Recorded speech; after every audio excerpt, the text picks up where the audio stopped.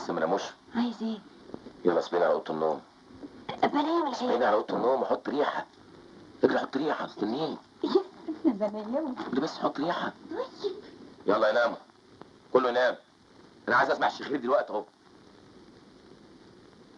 كله ينام.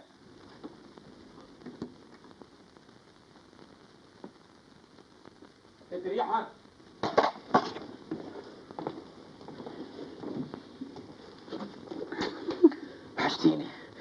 وحشتيني قوي. لحقت اوحشك، هم 10 ايام بس. وال10 ايام دول شويه. عارف انا عايزه احكي لك عن رحله المدرسه في اسوان. اسوان ايه؟ مدرسه ايه؟ كنا عملت ايه يعني؟ جبت شويه بلح واتفرجت على السد العالي خلاص. ايوه بس في حاجات تانية. انا عايزه اروح اشوف الاولاد بس اشقر عليهم. الاولاد زمانهم نايمين في 7 نوم. ايه ده؟ ايه اللي جابه هنا ده؟ لا معرفش. انت لا هاني. هاني بلاش استعباطه. نعم. ايه اللي جابك هنا؟ عايزة انام جنب ماما. احنا مش هننام دلوقتي، احنا هنتكلم لغايه الصبح. ما تتكلموا وانا هيشكوا. يا ابني الكلام اللي هنتكلمه كلام كبير، ما يتقالش قدام حد. ماليش دعوة، انا عايزة انام جنب ماما. خلاص يا شريف سيبه نايم بقى. خلاص ايه؟ دول 10 ايام، انا كنت هكلم نفسي. يلا نقوم. اجري. يلا روح على اوضتك اجري. يعني نام جنب ماما.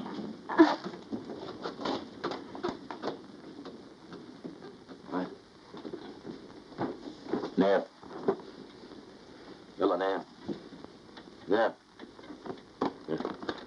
هديك بقى شويه درياكتين عجب ينيموا جمل.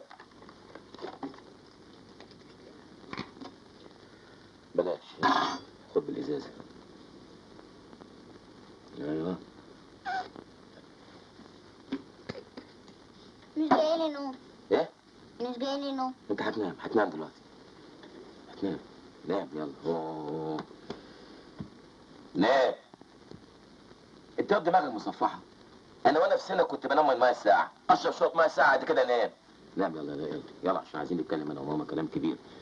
نام.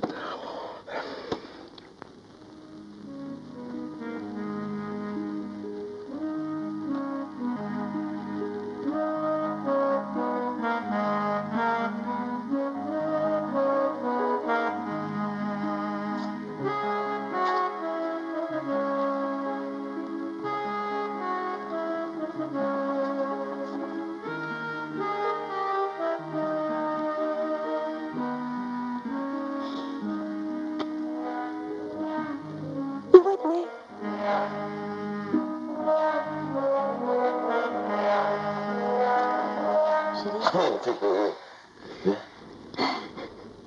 ايه ده انت صاحي؟ الواد يشرب البرياكتين وانا اللي انام. ده انا سقيته نص الازاز. بدل حضرتك تعبان نام انت وانا اروح اتكلم مع ماما. لا معلش انا هتكلم انا. نام انت. شاكرين يعني الخدمه بتاعتك. نام انت. ايه الصوت ده؟ صوت ايه؟ هيكون صوت ايه؟ صوت ده بيترزع ولا حاجه؟ تقول لها نور ليه؟ انت متاكد؟ ده كمان صوت باب؟ طبعا هيكون ايه يعني؟ ما تقطعيش الكلام لما يتقطع بيبقى وحش. اعمل معروف. الله.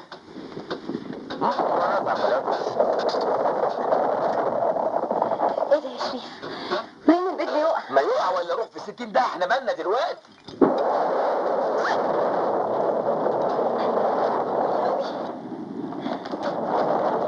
بيقع يا شريف. ولما انت عارف انه بيقع ما قلتليش من الاول ليه؟ ولادي هاني يا ساره. هاني.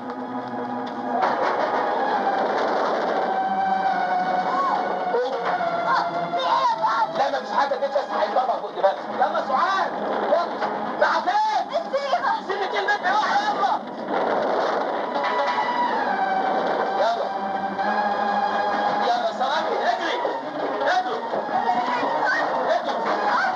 البيت هيقع.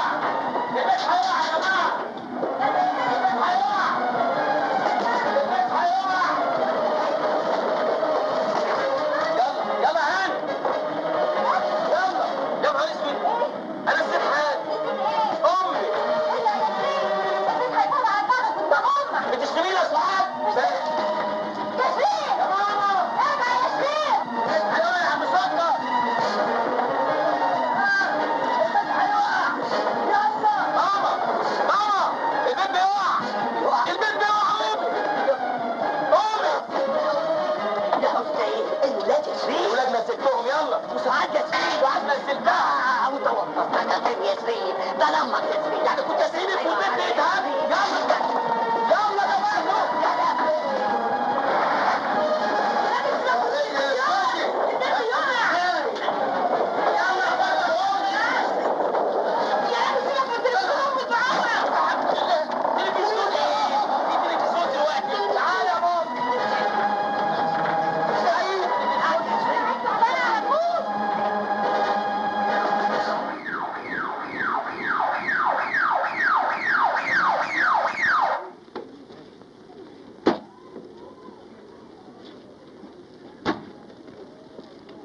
سيادة مندوب المحافظ هيفهمكم على كل الإجراءات. أنا باسم السيد المحافظ ببلغكم أسفه الشديد على الكارثة اللي حصلت، والمحافظة بتأكد لكم إن مشكلتكم من اللحظة دي على مكتب السيد المحافظ شخصيا تحت الدراسة. يعني احنا هنفضل في الشارع لغاية ما تدرسوا المشكلة دي؟ يا عزيزي احنا كل وقتنا وجهدنا لخدمة المواطنين، ودلوقتي حالا هننقلكم لمعسكرات لواء العاجل، ده طبعا بصفة مؤقتة، وإن شاء الله في خلال أيام هتكون لكل عيلة شقة.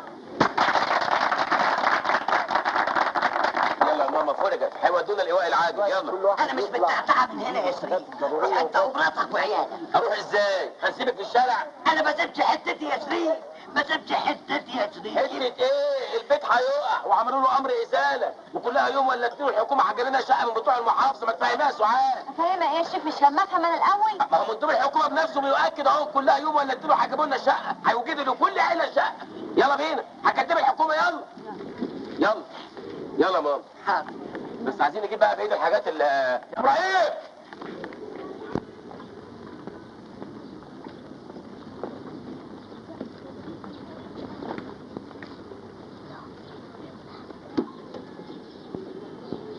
علي النعمة ان نظمتوا نفسكم ووقفتوا في الطابور لكل مبيتكم كلكم على الرصيف. يا سيد اقف في الطابور انت وهو. يلا يا حبيبي اقف كده. تعالى اقف اقف اقف. طابور طابور طابور اللي يخليكم تناموا في الطاولة كلكم. يا سيد انا واقف انا وولادي من طلعة النهار، ارجوك خلصني. انت عامل لك دوشة ليه؟ اقف في اخر الطابور اللي بقيتك في الشارع انت راخ. اصل انا كنت واقف في اول الطابور، لقيت نفسي في اخر الطابور. برضه تقف في اخر الطابور وتطلع البطاقة بتاعتك ولا مش عاجبك؟ استريح انت. وانا كمان اقف في الطابور. يا اسمك ايه؟ تقفي في الطابور؟ انت ليه؟ وانا ما عنديش نظر. سلامة نظرك. بقول لك ايه،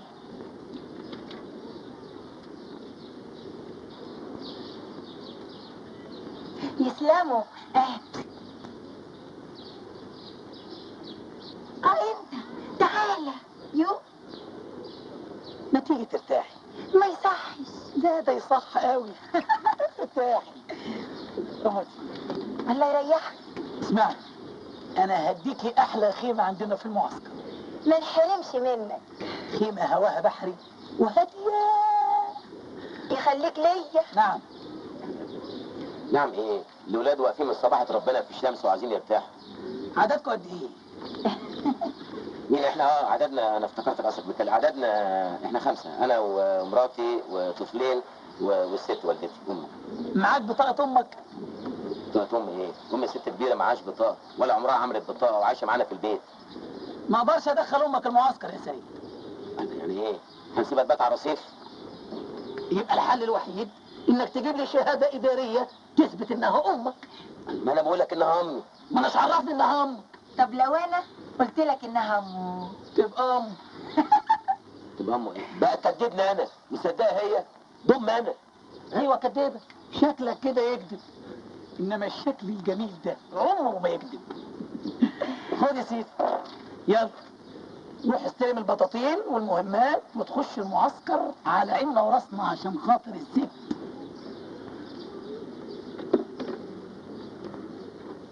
طابور، كل واحد يقف في الطابور لبيتكم في الشارع كلكم. اجيب لك غدا. هات لي سلمون. سلمون؟ سلمون عليكم.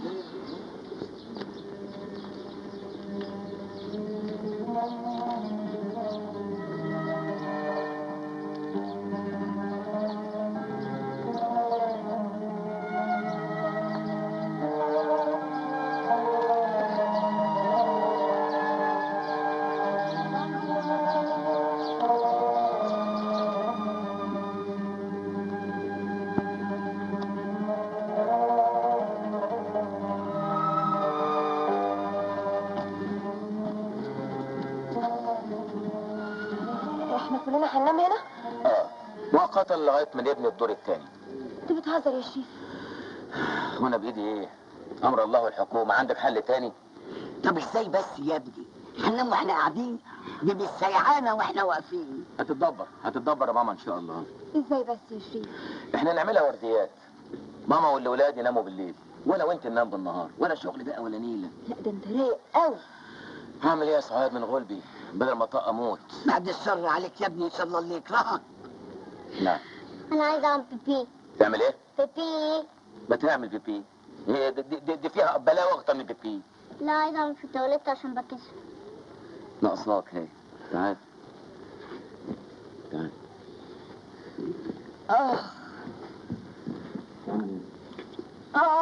يا خلدنا. على مهلك يا بنتي. يعني ياما.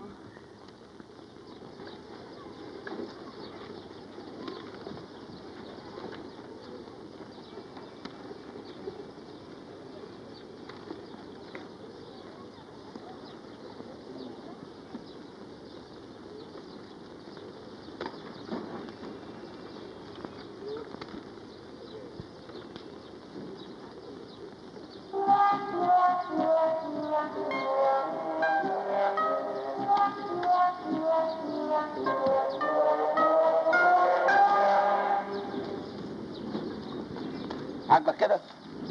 كنا هنتخنق جوه. طب وهنعمل ايه دلوقتي؟ هنا ارحم. يبقى بعيد احسن مطرطش عليا.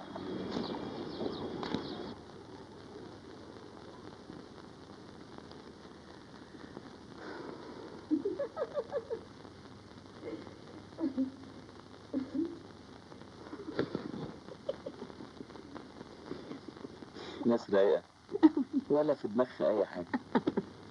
تعرفي جو كويس، خيمه بتاع زي ما نكون في صحراء. لازم نتعايش مع واقعنا. هو عايشين.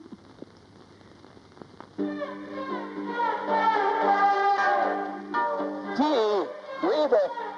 في ايه؟ مين اللي ايه ده؟ وما فيش احساس بالمسؤوليه؟ ما كان عندكم دم؟ هات ايه ده؟ يا ولية واحد قبل بالشمس يا ابو سريع. سنة زفت ان شاء الله. رايحين يا معلم. راح اطين عيشته هذبحه. هو فين؟ شريف عاجبك اللي انت عملته ده؟ خلي بالك من العيال، وخلي بالك من امي، لان امي ملهاش غيري ومش هبقى لها غيرك بعد انا ما اموت. هو فين؟ اهلا بالسعد ابو سريع. لا اهلا ولا سهلا. ايه العملة السوداء اللي عملتها دي؟ انا المهندس شريف المصري. انا ما اقصدش الحقيقه، غصب عني.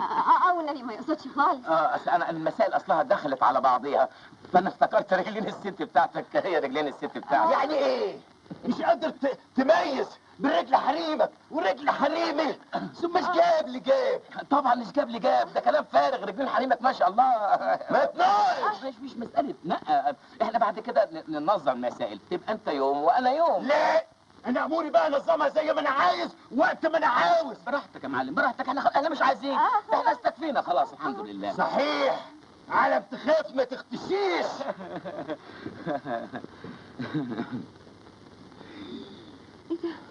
ايه ده بني ادم ده؟ ها؟ انا عمري ما شفت حاجه زي كده. يا نهار ازرق، مش قادر اخد نفسي، ده كان هيموتني. في حاجة؟ لا ما فيش اي حاجه. رجلنا ابو سريع عندنا. يا مرحبا يا مرحبا. بلاش دوشة. حاضر، انت خد راحتك يا سيد ابو سريع، انت خد راحتك خالص. احنا مالكش دعوه بينا، احنا مش مهم. عايز نسيب الخيمه ونمشي، نسيب الخيمه ونمشي. يا جدع بقول لك بطل بلاش دوشة. حاضر يا سيد ابو سريع. رجلنا ابو سريع ايه؟ رجلنا ابو سريع، رجلنا ابو سريع يا احلى رجلين. رجلنا ابو سريع. مستريح يا معلم؟ ايوه. طيب براحتك يا معلم.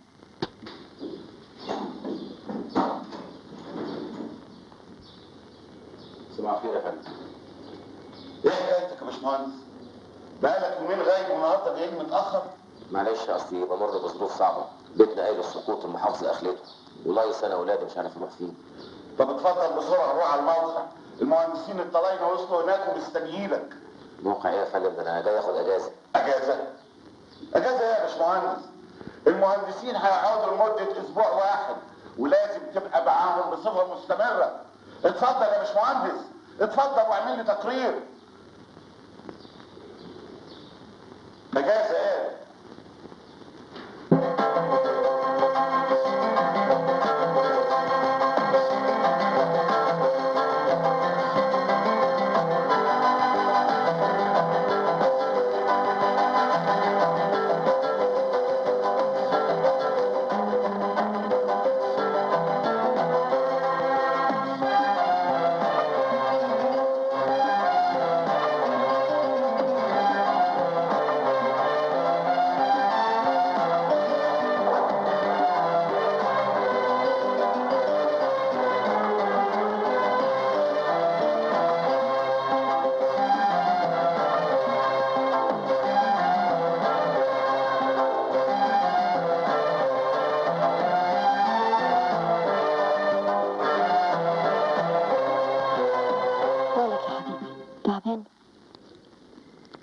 عارف يا سعاد، علشان اروح المحافظة واجيب تصريح ان انا اجيب الحاجات دي من البيت خدت قد ايه؟ 4 ساعات. طب وبعدين هنعمل ايه في بقية حاجاتنا؟ هنسيبها زي ما هي، هنجيبها هنا نحطها فين؟ بس على الله البيت ما يتهدش قبل ما نلاقي حل. واحنا هنقعد هنا كتير؟ كان لازم نيجي هنا يا سعاد علشان نثبت حقنا في الشقة، وإلا كانوا هيعتبرونا مستغنيين. طب انا عندي فكرة، ايه رأيك نأجر شقة مفروشة؟ وانا فكرت يا سعاد، اقل شقة مفروشة 200 جنيه، يعني كام شهر ونصرف اللي حيلتنا. ما تنسيش كمان ان احنا محتاجين مصاريف علشان الولادة بتاعتك. طب لو احنا استحملنا، هاني وسارة ذنبهم ايه؟ حرام علينا نخليهم يعيشوا في مكان زي ده. انت عارف ممكن الولاد يحصل لهم ايه؟ يضيعوا، يتفقدوا. كفاية يا سعاد، كفاية، ما تضغطيش على اعصابك اكتر من كده. ما هم ولادي زي ما هم ولادك هما كمان. انا حاسس زي ما تكون الحياة اعتقلتنا هنا. صفحة 38 صحوح.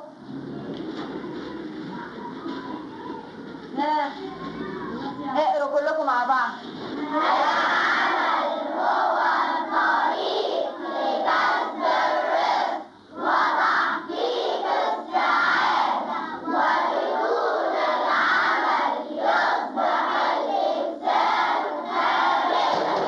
كملا يعني ايه؟ قول. كسلان. اقعدي كمل.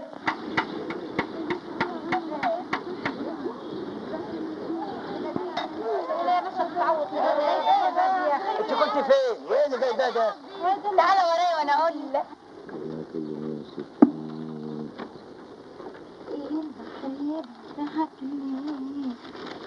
يا صلاة النبي. دلوقتي علشان تولدي في مستشفى خاص هيبقى مشكلة. على العموم هتتدبر. كنت فين؟ يا اخوي وجبت الكلام ده منين؟ انتي عايزين 10 جنيه عشان نزين الفصل. عشان ايه؟ نزين الفصل. تزين الفصل؟ ايوه. ان شاء الله ما تزين الفصل، ان شاء الله يتهد على دماغك. ده انا عارف. فصل ايه ازاي؟ يا اخويا مش عايزين. بابا اتجوز وانا كمان عاوزه 10 جنيه عشان نتبرع للفقراء. وده اللي راجل ولا نتبرع للفقراء؟ فقرة ايه؟ ده احنا عايزين يتبرع علينا. قولي لهم في المدرسة يتبرعوا لنا. اخلصي بتمد ايدك عليا عيلة الرجاله. سكر والهام لسه بيتخانقوا. بقالك شوفهم يا شيخ. النبي اتفرج عليك الدنيا. والنبي لا لم عليك اللي يسوى اللي ما يسواش. الحقوني يا موحد. ايه يا جماعه؟ ايه يا سكر؟ ايه يا الهام؟ ايه في ايه؟ سكر جايب المعسكر كله، عيب ما يصحش. يرضيك يا تشريف؟ يرضيك اجيب له كباب وما يطمرش فيه ويضربني؟ كباب؟ كباب ايه؟ فين الكباب ده؟ اهو. ده كباب صحيح. فين السن؟ ده كباب. في ايه بقى؟ حصل ايه في الكباب؟ انا عاوز اعرف. ايوه. جابت فلوس الكباب منين؟ من حقك تعرف جبت فلوس الكباب منين؟ لا مش من هاوي انا في جيبك الفلوس من ايه؟ ازاي؟ هو فين كباب؟ انا عارف. ده حتى كفتته كتير وما فيش نيفه. انا استلفت فلوس، استلفت من اختي. اختك؟ انت ليك اخوات؟ استنى بس يا عم سكر، هي ليها اخوات ولا ملهاش اخوات؟ ليك اخوات؟ لا ماليش، ليا صاحبتي زي اختي. طب بتقول اختك ليه؟ ما صاحبتها زي اختها، يبقى خلاص بقى يا عم سكر، مش اشكال يعني. مش اشكال ازاي؟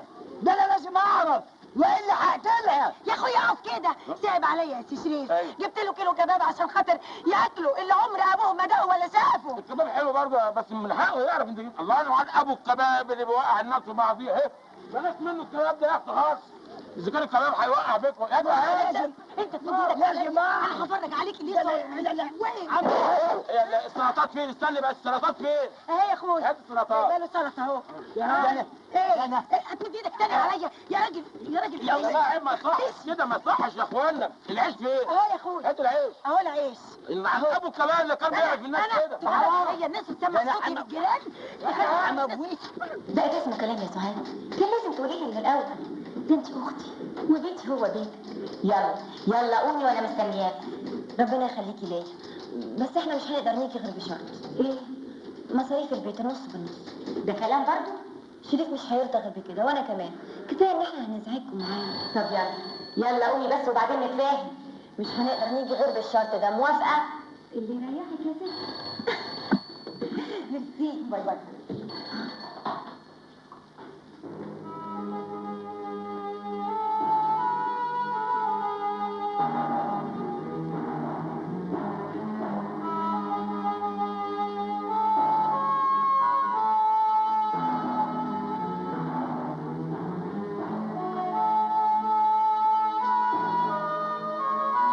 ما دام انا دورت الله، ما تخشوا تدفعكم كلمتين يمكن تنفعكم. بس يا هاني، بس ما تعملش دوشه. وايه الاخبار يا استاذ شعبان؟ مش الحمد لله؟ ده احنا عايشين. معلش هنغزل عليكم كام يوم كده يعني. يا سلام. ايه بلغة اتنجلت؟ ما تبري التلاجة. لما تكون عايز حاجة من التلاجة تاني تبقى تقول لي انا تقول لصالتك اهو. انت فاهم؟ كتر فتح التلاجة وقفناها يبوظ التلاجة يا حبيبي. ده انا عارف 3 جمعيات يا اخي عشان اشتري التلاجة دي. انا كنت عايزه اشرب ميه. انت جننت انت حد يشرب ميه؟ يو امال يشرب ايه يا ابني؟ يشرب كازوزه.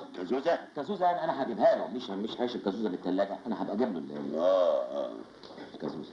تعالى يا حبيبي وانا فيك.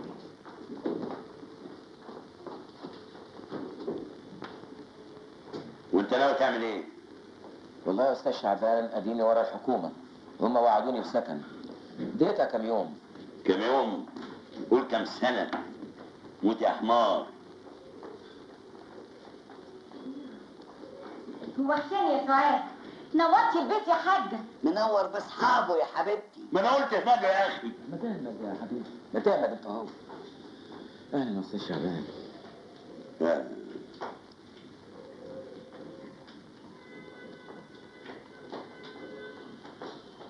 يعني كان يبقى كويس لو كنت طبقت في زمارة رقبته. موت يا حمار. انا حمار يا حيوان.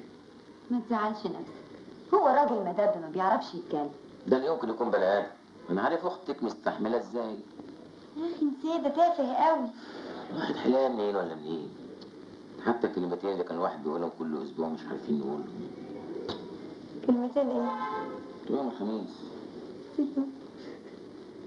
شريف، انا عارفاك من يوم الكلامانجي وده اللي مقتك. انت ايه؟ ما بتشبعش. اهمل بقى. تصبح على خير. موت يا حمار. حمار يا حيوان. يا صلاة الزين على الرجل. تعالوا على نفسكم شويه، اول حد يعمل حاجه وهو واقف. مش قادر، وانا كمان يا ماما مش قادر. وانا كمان مش قادر. طب هعمل ايه؟ قول عليه، ما احنا بقالنا يجي ساعه واقفين. يا استاذ شعبان. نعم. لو سمحت بس اصل عشان انا عندي شغل يعني. الله، طب ما تروح يا اخي، هو حد حيشك؟ ما انا يا استاذ شعبان ما اقدرش اروح الشغل من غير ما اخش الحمام. طب مش لما اخلص حمامي الاول؟ انا ما بقولش حاجه، بس حضرتك لو سمحت تشهر شويه يعني. يا صلاة الزين على الغرب يا صلاة. استنى يا شيخ، هنتأخر. ما انا مستني بسلامته لما يخلص فصل الغنى بتاعته. طب وطي صوتك ليسمعك. وانا فتحت بقي ما انا متنيل اهو. نعيمه يا استاذ شعبان، بس متهيألي سيادتك اتأخرت شويه. انا متعود يا اخي على كده، انا متعود اخد حمامي في 42 دقيقه والا اتشائم. ده احنا كنا هنتشائم على روحنا. اتفضل. يا صلاتي يا صلاتي على عزيزة يا صلاتي. وصلة ثانية قرآن الطليعة. يا صلاة الزين يا صلاة الزين على عزيزة يا صلاة الزين يا صلاة الزين يا صلاة الزين على عزيزة يا صلاة.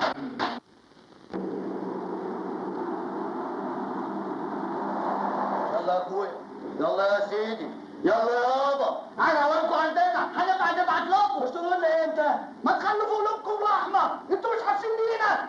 احنا ليه في الشارع؟ ما تركبكم ما خلصتش، يعني بتبني في الهرم تاني. اللي عنده كلمه يوفرها، عايزين نشتغل. يلا يا اخويا. يلا يا اخوات، يلا يلا يا جماعة، ما صحش. يلا خلوه يعرف يشتغل، يبقى فوتوا عليه وقت تاني. ما حدش يفوت خالص، مش عاوز اشوف خلقه. ما حدش يفوت خالص، هو مش عايز يشوف خلقكم. يلا يا حبيبي انت وهو. ده كلام. يلا مع السلامه.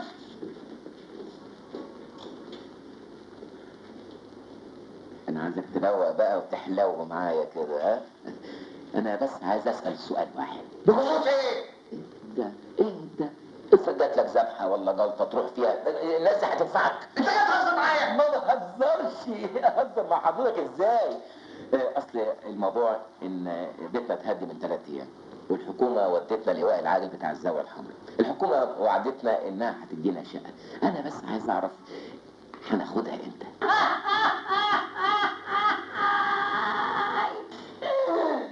إيه؟ حضرتك بتضحك على إيه؟ اصلك بتقول بقالك 3 ايام. طيب ودي فيها إيه ضحك يعني؟ انا بقالي 19 سنه مستني، طلعت درجتين واتحط على المعاش وقربت اموت ولسه مستني.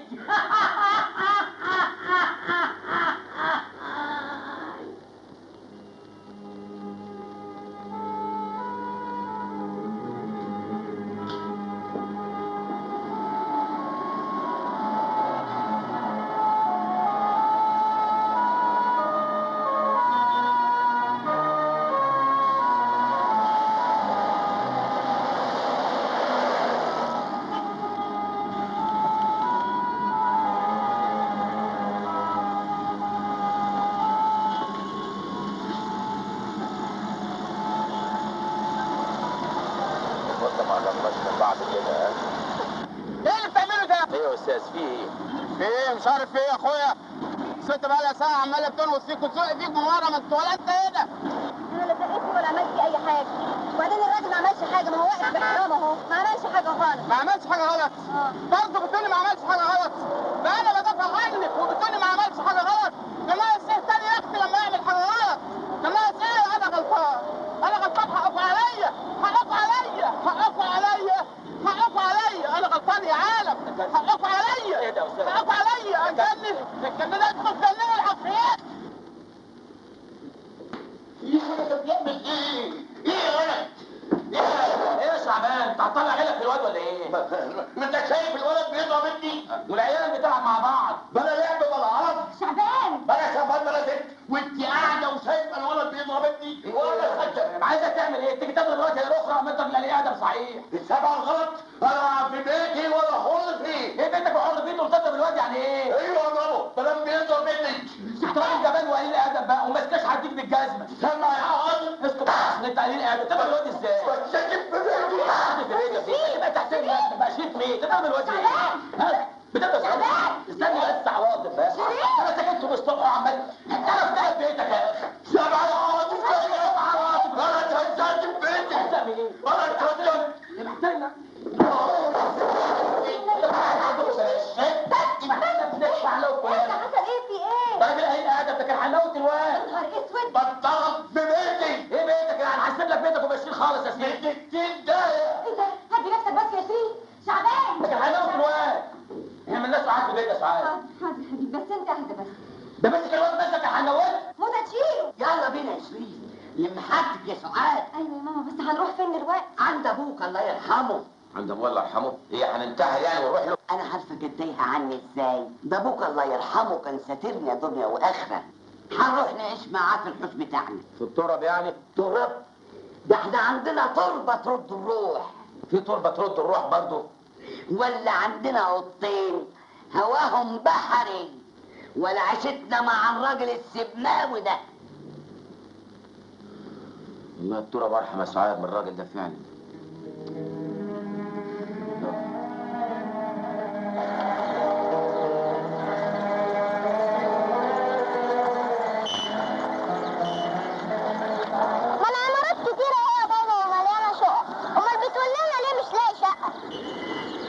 تمليك يا هاني. يعني ايه تمليك يا بابا؟ يعني اصحابها شاريينها بفلوس كتير. طب ما نشتري زيهم يا بابا. نجيب الفلوس الكتير من ايه؟ من مطرح الناس دي ما بتجيبها.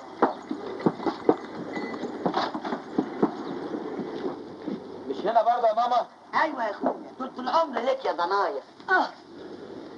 على مهلك. زي يا حبيبتي. يلا شكرين يا ريس. بقول لك ايه يا استاذ؟ ايوه. مالوش في الحوش بتاعكم مطرح فاضي؟ اصل عمال عندك البنت بنت هتتجوز وانت عارف ازمه السكن اللي من دول. بنتك هتتجوز؟ ايوه. وانت عايز تيجي تسكن معايا هنا؟ ايوه. ما تاخد العيال وتتجوز مراتي بالمره وانا اروح اقعد عند بنتك احسن. ناقصينك احنا. بابا هو احنا هنا جايين نعمل ايه؟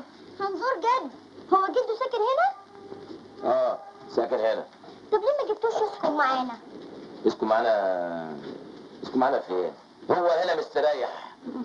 خليه بقى هو مستريح هنا. هنقلقه ليه؟ احنا بقى جايين نقعد عنده عشان هو مستريح احسن. ما تشوفوا بنتك يا سعاد. تعالي تعالي هقول لك بعدين. شيله معايا. خد.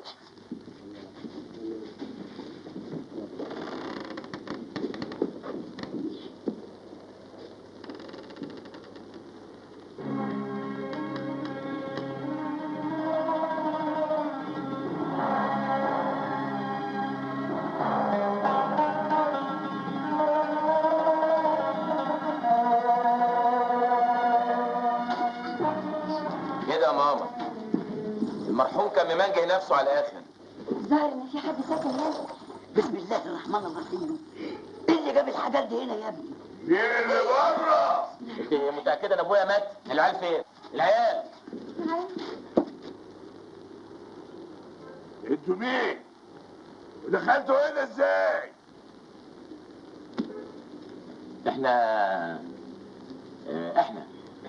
احنا عشان على طول. انت انت رد عليا. ايه يا ابني من فضلك اختار كلامك بعناية واعرف انت بتكلم مين.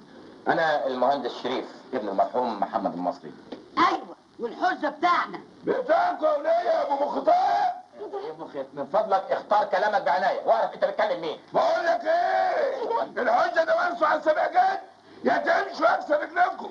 عشان خاطري يا شيخ نمشي من هنا. نمشي من هنا نروح فين؟ حبات الشارع؟ اي حاجه. انا مش هتعتع من هنا. انا هنا يا اكل يا مقتول. ده ماتوا. بالنهار ولا بالليل؟ لا بالنهار يا حبيبي. امال الدنيا مليله ليه؟ لا مش مليانه. انا مليله. لا عايز حاجه في دماغي. سريان عليك. امسك ولا ولا وخد كل الفلوس اللي معايا. هاتوا له الامن المركزي. ده ما ينفعش معاه غير الامن المركزي. يا سعادة البيه انا قاعد في حالي لا بيا ولا عليا. لقيت الجدع ده بيتهجم عليا. قلت له نتفاهم. ما يصحش كده. نتفاهم بالذوق، نتفاهم بالانسانيه. ايه يا سعادة البيه بعيد عنك. واحد لازم فيا برضه. ماشي بروسيات ماشي بالشلالين. كان هيكسر ضلوعي يا سعادة البيه. ده هيكسر ضلوعك يا ابو دومه. ما يوقفش شكله يا سعادة البيه. ده ايده زي السن. مش انا بطلبني. مالكش دعوه بشرفي. خلاص يا بيه ما تزعلش. تعال انت هو. اسمك ايه؟ شريف المصري. تشتغل ايه؟ نعم؟ بتشتغل ايه؟ مهندس. معاك تحية شخصية؟ اصل الحقيقة اصل بيتي اتهد وعفشي متبعتر فقطعا نسيتها في انا بقى بتاعتها يا سعادة البيه. اتفضل يا بيه عشان تعرف بس ان انا منضبط يا بيه. انا ممكن ابعت اجيبها يا فندم. شوف شويش عبده. نعم. خدهم يتعمل لهم محضر ويبادوا التخشيبه عشان يتعرضوا الصبح على النيابه. حاضر يا فندم. نيابه ايه يا فندم؟ وتخشيبه ايه بس؟ وياه ممنون قوي يا سعاده البيه. ممنون ايه؟ ده احنا هنتحبس. ممنون على ايه؟ ممنون يا بيه. ممنون ايه؟ ممنون. انا كسرت لك ضلوعك يا مفتري. انت عملت لي ارتجاج. كسرت لي. ما تقلقش فيه. طمنيني انت، ماما والعيال فين؟ سايباهم في الحوش. ما تقلقش علينا، بس انت خد بالك من نفسك. انا كويس، انا على الاقل ضمنت نومتي. انا قلقان عليكم انتوا. يلا حبيبي. طب ثانيه واحده ثانيه واحده، البطاقه بتاعتي انا مش عارف حطيتها في اي بنطلون ولا اي جاكيت. دوري لي عليها وابعتها لي عشان هتعرض على النيابه الصبح. نيابه؟ هتعرض يلا على النيابه. نيابه يا شريف؟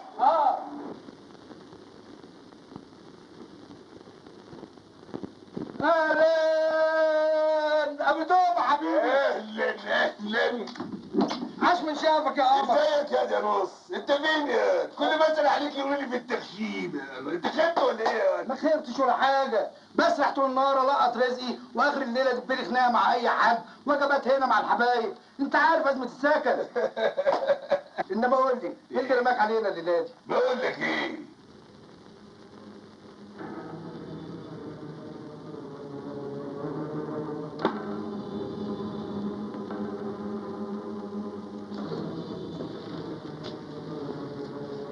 تاخر.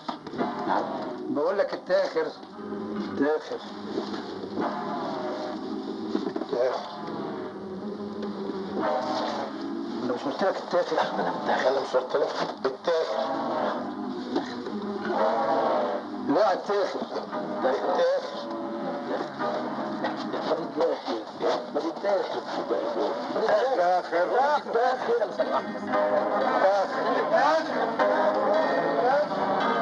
حيوانات يا اوباش، حيوانات. ده بيعملوا حاجات غريبة الشكل.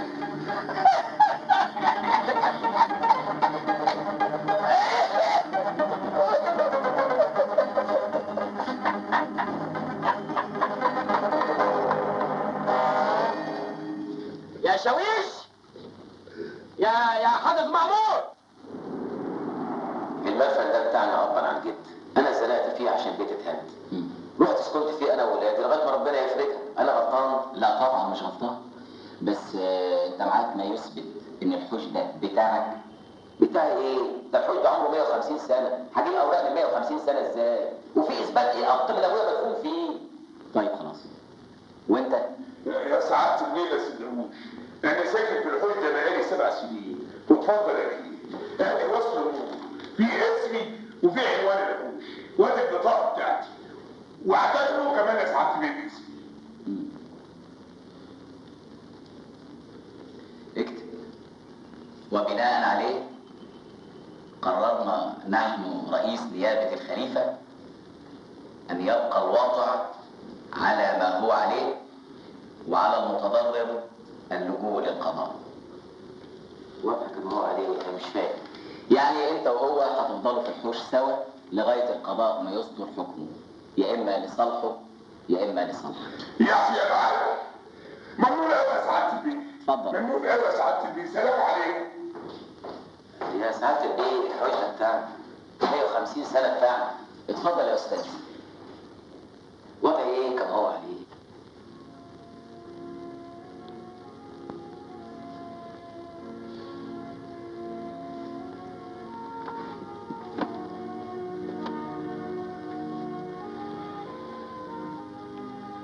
مالك؟ سرحانة في ايه؟ بفكر في اللي بيجرى لنا واللي بيجرى لعيالنا. مالهم عيالنا ما شاء الله؟ بالنهار في مدارس أجنبية وبالليل في التراب.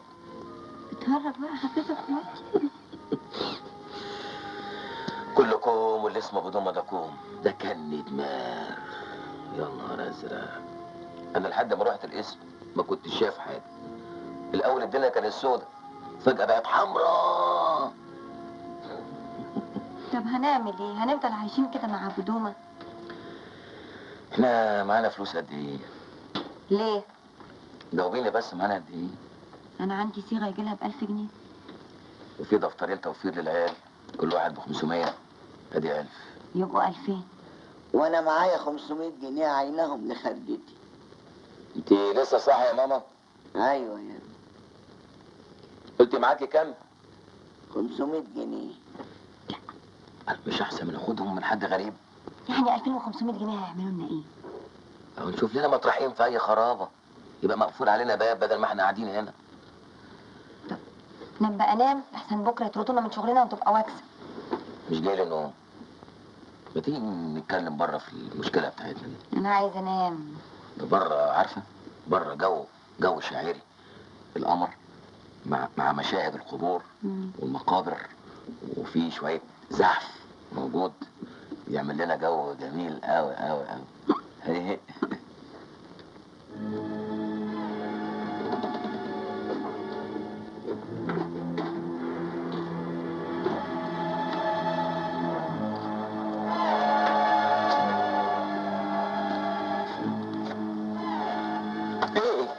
انت بتعمل ايه؟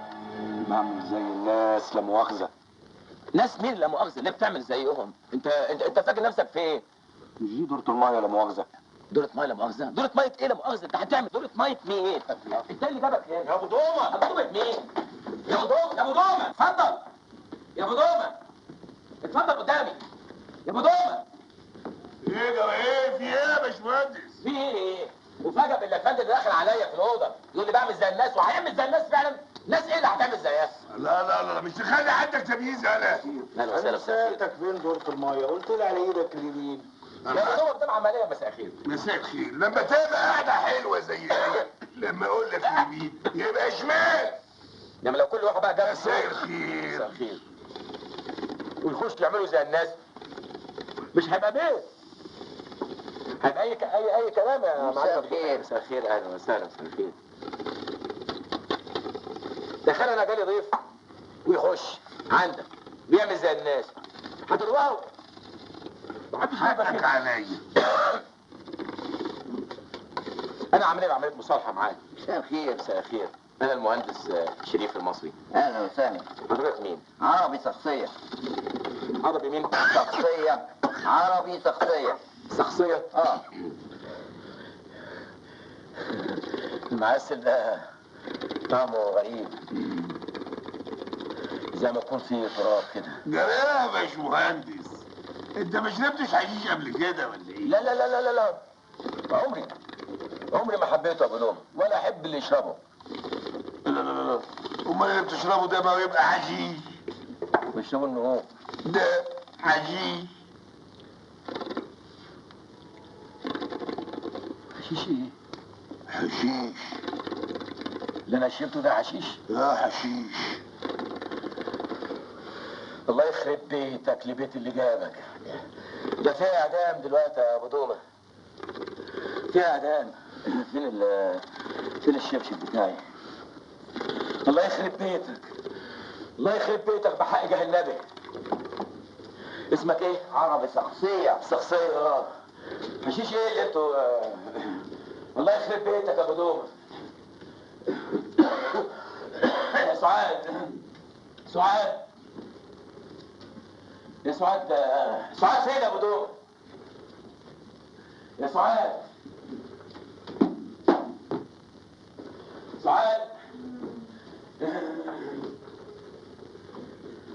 انا شربت حشيش يا سعاد. العيال هتصحى، ما حدش مبيعش حاجه. غصب عنك. بالذمة ده كلام يا سعاد. طب ابعتها لنا. هقول لكم ايه بس يا حضرة الناظر، اقل ما فيها نقف جنبكم. انا مقدرة شعوركم، متشكرة قوي. وعاملين ايه؟ بتناموا فين؟ نزلتوا فندق؟ لا لحد دلوقتي لا، احنا لقينا شقة مفروشة هنقعد فيها لحد لما نلاقي حل. عن اذنك. بالمناسبة يا سعاد، هو صحيح لسه ما جاش عليك الدور في كشف الاعراض للدول العربية، انما فيه زميلة اعتذرت عن السفر. ايه رأيك؟ تحب تسافري؟ كويس، برافو. قولي بقى دي. He is a very clever man. برافو.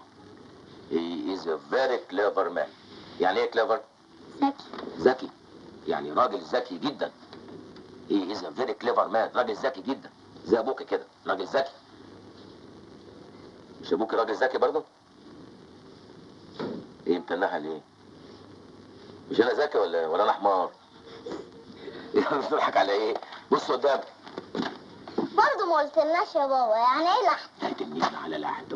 انت جبت الكلمة دي منين؟ سمعتها. بص بقى يا هاني، اللحد هو المكان اللي الواحد بيتدفن فيه بعد ما يموت. واحنا امتى هنموت يا بابا؟ هنموت لما نعجز. طب ما تتعجوز ايه؟ ليه ما ماتتش؟ بلا سعيد بس خلاص. هي بتقول ايه؟ لا مفيش حاجة يا ماما، ده اناشيد، هسمع اناشيد اسمها تيتا عجزت تيتا اتجننت اتدلعت. بابا هي ماما كمان هتموت؟ كلنا هنموت، مفيش حد بيعيش. وانت كمان هتموت يا بابا؟ ايوه يا سيدي هموت عشان استريح. يا رب نموت معاك كلنا يا بابا، ماما وتيتا وانا وهاني.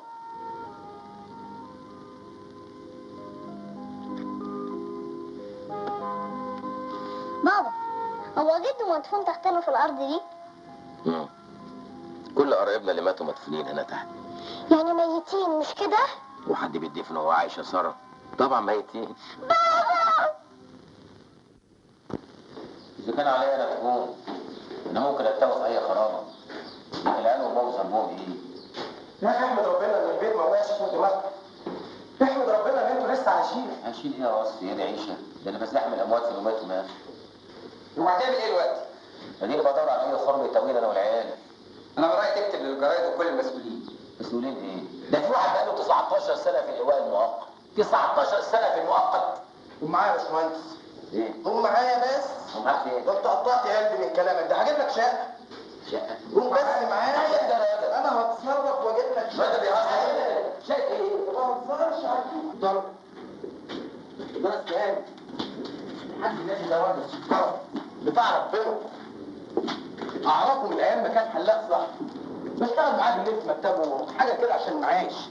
اتفضلوا. الدنيا لسه بخير والله يا سعاد. اتفضل. خش برجلك اليمين. والشمال مالها بنت كلب يعني؟ اليمين فيها البركه. خش برجلك اليمين يا سعاد. اتفضل يا استاذ. بسم الله الرحمن الرحيم. اتفضل يا باشمهندس.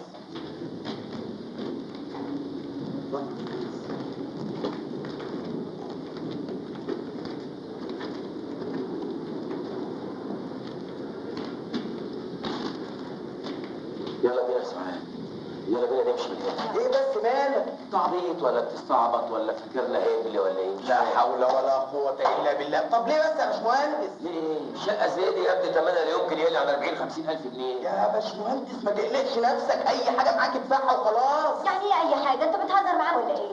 أصلكم ما تعرفوش الحاج نادي صاحب العمارة، ده راجل بتاع ربنا وموته وسمه الخلوات وما يقبلش قرش حرام على نفسه أبدا، واللي هتدفعه هيديك بيه وصل واعتبره من قسط الإيجار. ايوه بس انا دلوقتي ما معيش اللي هم يا دوب 2500 جنيه، هم دول اللي اقدر ادبرهم وبالعافيه كمان. ماشي. ماشي ايه؟ هو فضي مجالس وخلاص. وبعدين بقى انت لو زعلني منك بقى يا باشمهندس. لا يا راجل هو ما يقصدش. الحاج نادي بياخد ست، بس انا ليا دليل عليه وعمري ما قصدته في حاجه وقال لي لا. انت بتتكلم جد يا راجل؟ يعني الراجل ده ممكن يدينا الشقه دي ب 2500 جنيه؟ باذن الله، ولو عايز تكتب العقد النهارده هخليك تكتبه. النهارده؟ ايوه. انا هيغمى عليا ولا ايه؟ انا مش عارف. مش دلوقتي. دي يا سعاد. مش دلوقتي. قدام يا راجل.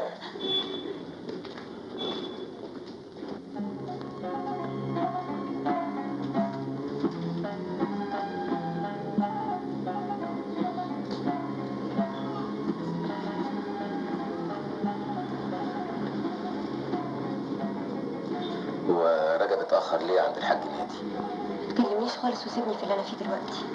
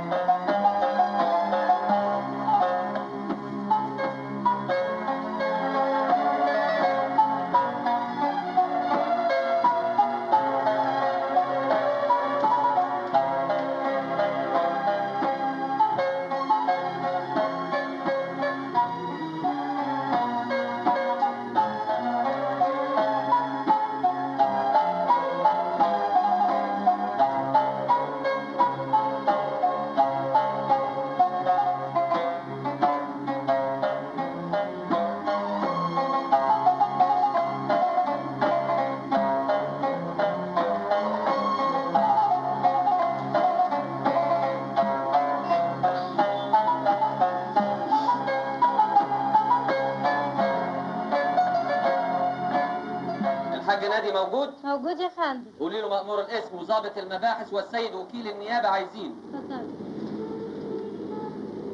يا نهار اسود، فلوسنا وشقة عمرنا كانوا هيروحوا هذا يا سعاد. يلا. المأمور بنفسه رئيس المباحث. والسيد وكيل النيابة، أنا قلبي كان حاسس إن الراجل ده نصاب. يلا. أنا مش قادرة أقوم يا شريف، يمين بختك يا سعاد. يلا. مبروك يا باشمهندس، مبروك. مبروك ايه؟ الحاج بعد ما هيمضي عقد مأمور القسم وظابط المباحث ووكيل نيابه هتخش انت عشان يمضي عقد الشقه بتاعتك. الله، هم هيسكنوا معاك في العماره. ايوه يا بختك يا عم، هتجور الحكومه. أنا قلبي كان حاسس إن الراجل ده طيب وابن حلال. حقيقة.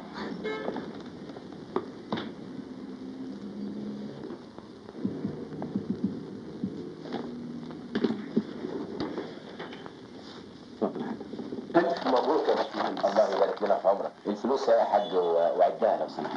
عد ايه يا ابني؟ مسيناهم على وجوههم. لا بركة. لا ما تزعلنيش يا حاج، لازم تعدهم. وهي دي الفلوس دي يا ابني؟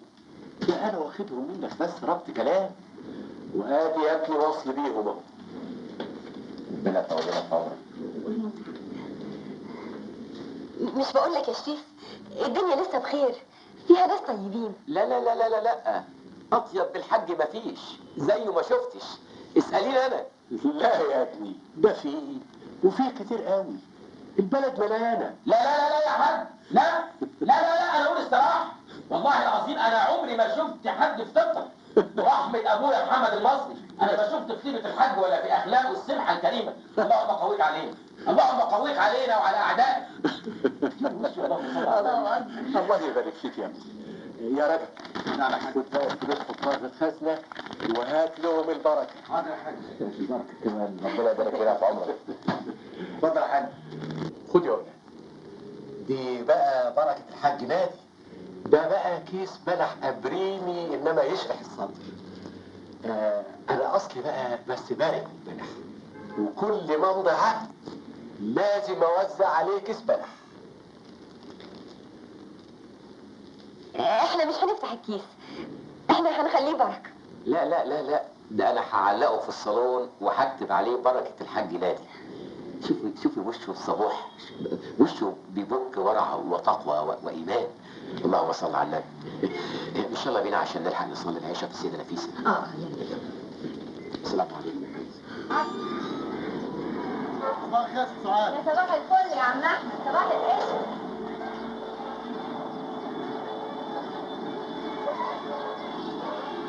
يلا تعالوا يا ولاد، اغلى جاتوه في البلد، الحته 80 قرش، مش خساره فيه. ايه المناسبه؟ بس فرحين على عندي. خير يا سعاد، اللهم اجعله خير. فرحه العمر كله. مضيت عقد الشقه ودفعنا فلوسها. الف مبروك. وجايبه لنا جاتوه، مش كنت جايبه لنا لحمه مش هتسكتي. بس هو يكون مناسب للواحد نصاب، لحسن ده الايام دي كتير قوي. لا ده الحاج ناجي بقى يسقي في الدهب، مفيش زي البنت في البلد. ايه قلت لي اسمه ايه؟ الحاج ناجي. ما تركز يا ولاد. هو ده؟ حبيتك يا حاج ناجي.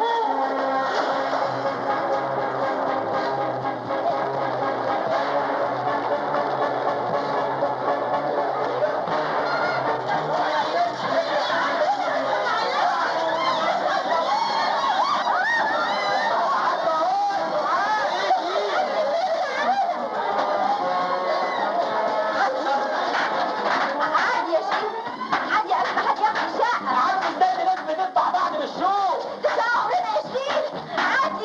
الشقة تاني دور. هي الدور اللي جاي على ايدك الشمال. على ايدك الشمال. ايوه شايف.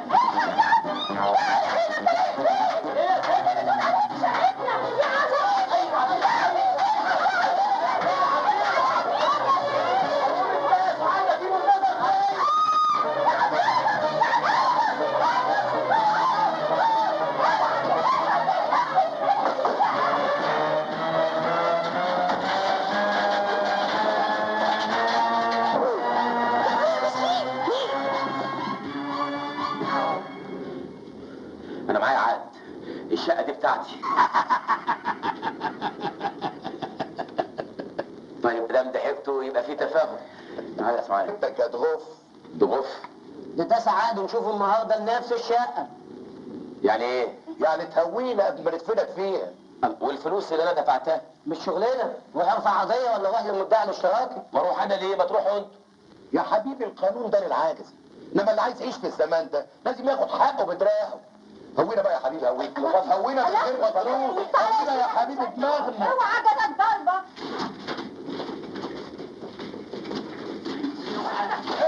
ربك والحق انتوا صعبتوا عليا. انا قلت اسيب لكم الشقه. يلا يا امير.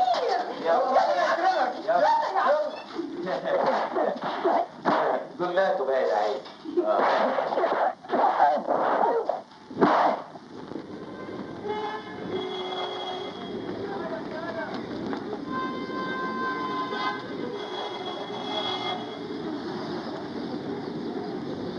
الله، حط ايديها على خدها. الحكومه حط ايديها على خدها يا سعاد. سيادة وكيل النيابة، أنا عايز أعرف يعني ما هو الوضع القانوني في مثل هذه الحال؟ يبقى الوضع على ما هو عليه، وعلى المتضرر اللجوء للقضاء. طب يلا بقى نلحق الوضع بتاعنا اللي في الطرق لما نلاقوش.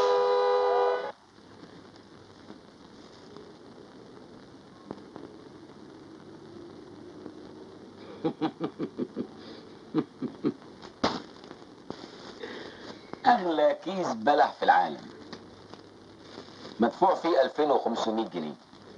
هو فيه 20 بلح، يعني البلحية تقف تقريبا ب 125 جنيه. تاخدي بلحة؟ خليها لك. بلاش، احنا نخليه أحسن للمناسبات. في عيد جوازك أديكي بلح، وفي عيد ميلادك أديكي برضه بلح. واللي أقول لك بلاش، احنا نخليهم للعيال. نخليهم للعيال لما تكبر، وهو يبقى اسمنا أمنا مستقبلهم وسيبنا لهم حاجة للزمن، لا شهادات استثمار ولا بتاع، هو البلح. انت رايق قوي يا اخويا، يا فرحتي. بس اصلا اللعبة دي اتلعبت حلوة قوي. الحاج نادي، الحاج نادي لعبها حلو بشكل. انا احب اللعبة الحلوة، هي احب اللعبة الحلوة. امال ماما والعيال فين؟ امك خرجت تتمشى والعيال شبطوا فيها. ايه ده كلام يا سعاد. خرجت امتى؟ وما قلتليش ليه؟ خرجت من شويه، خضتني في ايه؟ ايه يعني احنا دلوقتي لوحدينا؟ ايوه يا شريف. في حاجة بالذمة ده كلام؟ لا في حاجة، في كلام كتير عايز اقوله لك. ايوه بس انت في ايه ولا في ايه دلوقتي يا شريف؟ هيبقى بينا جميع يا سعاد، ده في كلام خطير خطير. الحاجه تخش علينا هي والعيال على سهو. لا ماما تلاقيها دلوقتي زمانها واقفه في طابور الجمعيه. جمعيات ايه؟ مفيش جمعيات دلوقتي. ضمن وانا عارفها. مفيش جمعيات ايه؟ في جمعيات دلوقتي. انا دافن يا حبيبي. ما دافن، ما في جمعيات برتقاني كده بتسهر، بيسهروا هم. يا شريف كل الجمعيات بتسهر. ما تبقوش بقى على حكايه الواد بتاع الصف. قول يا معلم. حته واد قد الحيطه زيك كده. عليك يا نبي يا جدع، قد الجوزه دي. كح معايا. كحيت معاه. انا كح برضه. امك زمانها راجعه من الجمعيه. جمعية ايه؟ يا شريف الواد يا شريف.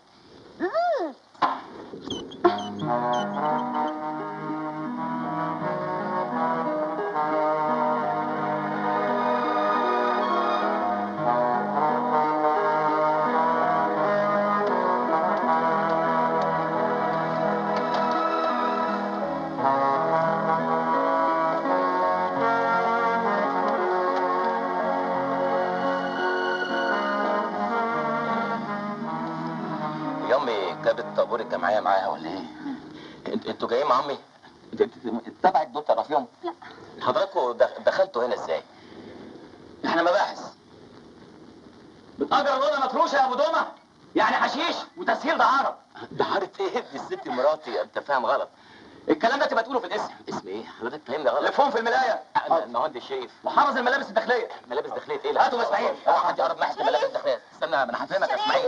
هفهمك بس، ما انا اوعى حد يمد ايده. اوعى حد يمد ايده. يا ابو دومه. يا شريف. تعال يا ابو دومه. الواد. يا ابو دومه. في الحقيقة احنا اسفين على اللي حصل يا باشمهندس. اسفين ايه؟ تجرجرونا انا ومراتي ملفوفين بملايات وتقولي لي اسفين؟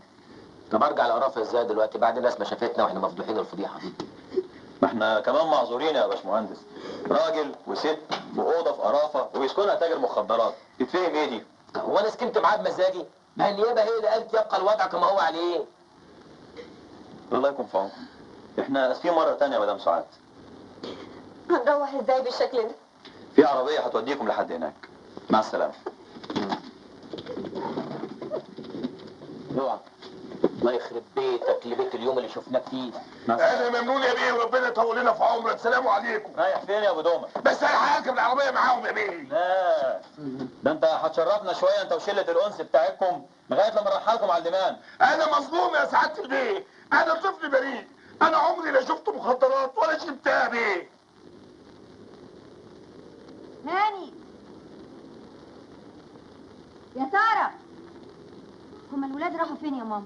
بيلعبوا قدام الحوش. انا سامعه صوتهم دلوقتي يا حبيبتي. انت يا هاني يا سارة، ما تقوم تشوف العيال لا يكونوا تاهوا. والله هاي هقول لبابا عشان يضربك. مش مديكي. ايه اللي في ايديكوا ده يا ولاد؟ ده رحمة ونور يا ماما. تاكلي؟ رحمة ونور؟ دول الشريك ده يا بابا. خد، ده معمول بالسمن البلد. جايبينه منين؟ من النسوان اللي بتقرع على الطرق. نسوان؟ منين؟ من النسوان اللي بتقرع على الطرق. لا مش من اي نسوان، من النسوان اللي بتقرع على الطرق.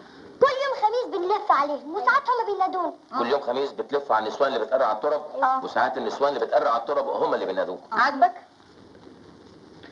بس ده معمول بالسمن البلدي. عارفه لو كان معمول بالزيت كنت هبهدلهم. طب اتفضل بقى عشان عايزاك في كلمتين جوه. وده وقت كلام.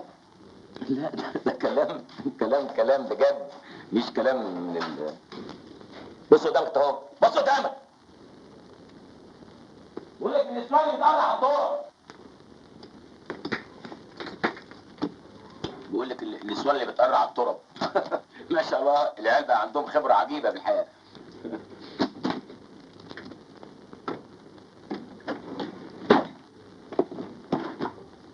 تعملي ايه؟ شايف العيال وصلوا لايه؟ ادي اللي اتعلموه من التراب. انا شخصيا ما اقدرش اعيش العيشه دي ولا اقدر اربي عيالي كده. انا هطلع الاعاره، ولو عندك حل تاني تبقى تقولهولي. الحقيقه ما عنديش حل تاني، بس انا سبق قبل كده قلت لك موضوع الاعاره ده انا رافضه. سفر لا. طب ليه؟ اسافر عشان نجيب فلوس. والعيال؟ العيال اخدهم معايا وانت كمان تيجي معانا. هسافر اعمل ايه ان شاء الله؟ محرم؟ جوز الست؟ اقعد لك بالعيال لغايه ما ترجعي من الشغل؟ ممكن نلاقي لك شغل هناك. اشتغل ايه هناك؟ اعمل زي الرجاله اللي بيسافروا مع ستاتهم؟ امسك حسابات فرن؟ اقف في سوبر ماركت؟ انا مهندس. عارف يعني ايه مهندس؟ انت حر بقى. يا ولاد، يلا يا ولاد. سعاد، اشيل مني الشنطه دي. رايحين فين يا ماما؟ هنقعد على شنطه عواطف لحد لما نسافر. سعاد،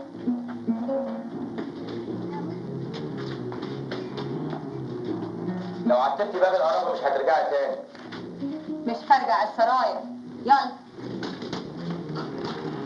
سعاد، سعاد. ست وعندها عيال، من حقها يبقى لها بيت زي بقيه الخلق. طب اعمل ايه؟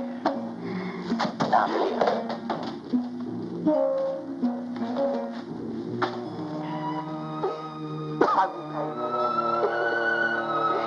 مش بيد يا ضنايا. ما تيجي تتعشى يا سعاد؟ لا يا عواطف كتر خيرك، ماليش نفس. طب اجيب سندوتشات للولاد؟ مش عايزين. طب تصبح على خير. انت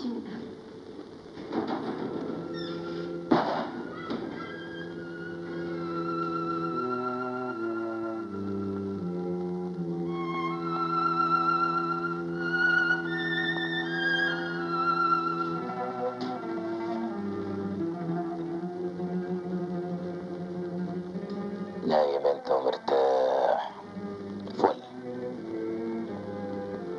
لا شايل هم سكن ولا عيال ولا مواصلات، امورك مترستقه تمام التمام. الله يرحمك يابا، في الجنه ونعيم ابو شريف. بس قرينا الفاتحه من عندك يا اخي عشان ربنا يكرمنا يوم نحصلك ونيجي جنبيك ونرتاح احنا كمان.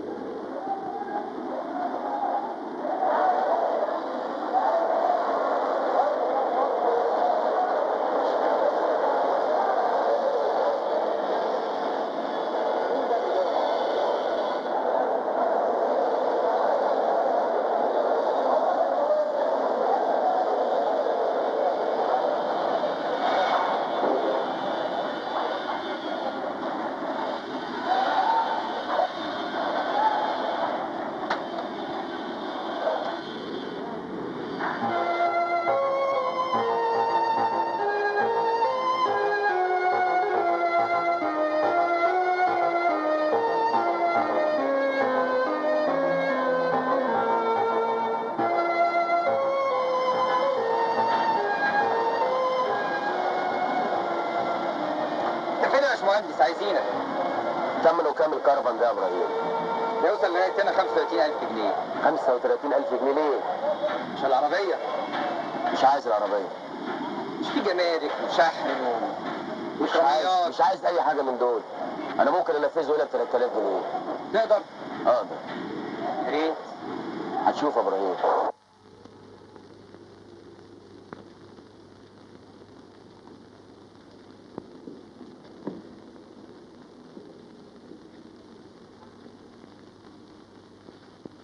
ايه اللي عمال ترسم فيه ليل ونهار ده يا شريف؟ هحلها يا ماما. هي ايه يا ابني اللي هتحلها؟ ازمه السكن. جاتك ايه يا شريف؟ بقى انت يا ابني اللي هتحل ازمه السكن؟ طبعا. انت فاكر ابنك شريف ده شويه؟ بس انا محتاج قرشين، حوالي 3000 جنيه. كان على عيني يا ابني، ما انت راسي على البير وغطاه. انا عارف. ما علشان كده هبيع عفش البيت، بعد كده مش هيبقى له لازمه. اللي يعجبك يا ابني، بس ربنا يجعله بفايده. ما تقلقيش، ادعي لي انت بس. ده عيالك يا ابني من كل قلبي، يجعل لك في كل خطوه سلامه. خد يا حبيبي.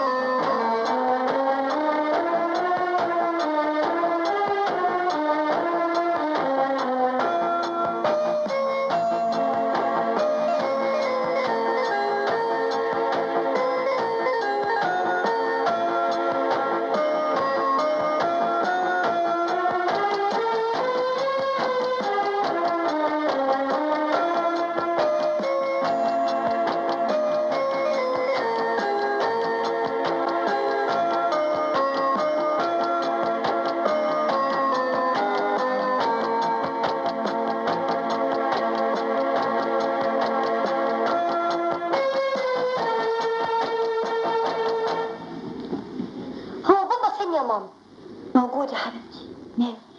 هو مش بيجي يبات معانا ليه؟ ده وحشني قوي. هيجي. يلا يا حبيبتي نامي. امتى بقى هيجي؟ وبعدين معاكي. نامي. عارفة بابا ما بيجيش ليه؟ ليه؟ عشان مش لاقي حتة ينام فيها وبيكره أنكل شعبان.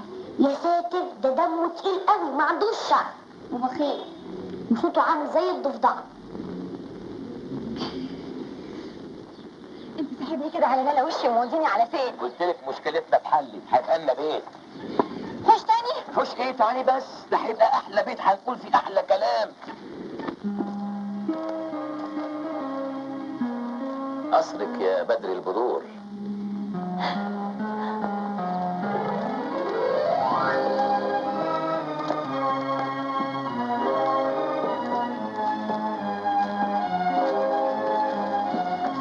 ده بتاعنا ده يا شريف.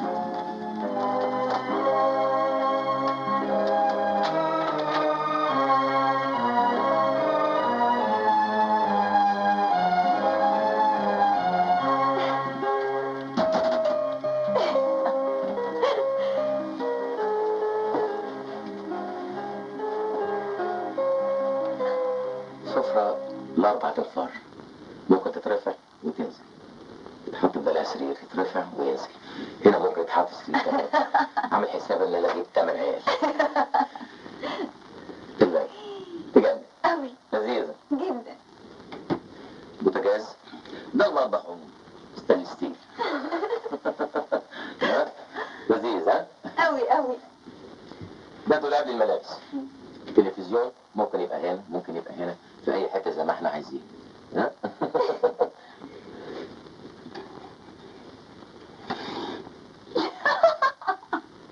جميل. يجنن. في حمام احلى من كده؟ لا. في دوش هنا كمان متعلق ابو سماعات. ما نسيتوش. حبيب قلبي يا حبيبي. لذيذ ها؟ بناح النوم يكفينا احنا وضيوفنا كمان. انا طايره من الفرح، مش مصدقه روحي. ده حلم ولا علم ده؟ ده احنا هنتكلم كلام. بس برضه يا شريف لسه في حاجه ناقصه. ايه في ايه؟ اللي انت عامله ده حلو قوي، بس احنا لسه عايشين في التراب. بسيط. تحب تسكني فين؟ على النيل؟ اه ننقل. تيجي نودي العيال عند خليتهم النهارده. كده تمام. يلا يا باشمهندس يلا. يلا يا هاني، يلا يا ساره، يلا بسرعه بسرعه. يلا انزل. اطلع من غير ما تمسك فيا. يلا يلا ساره. يلا. ما تهوديني وتيجي معانا يا ماما. قلت لك قبل كده يا ابني انا مش هاجي معاك. وفيها ايه بس لو جيتي معانا يا مين؟ ما انا ما سبتش المرحوم واجي معاك وهو النط حفره جنبه التوين. بعد الشر عليكي، انا قلبي مش متواني اسيبك وامشي. انا قاعده جنب ابوه مش هروح اقعد في الشارع. اللي تشوفيه. بس لما تولي السؤال يبقى ابعت لي. حاضر. وخلي بالك من نفسك ومن العيال. خلي بالك من عيال سعاد. دعواتك يا عم. دعواتك. باي باي يا تيتا. باي باي يا تيتا. باي باي يا حبيبي. باي باي. اوعى ايدك. باي باي. اوعى ايدك.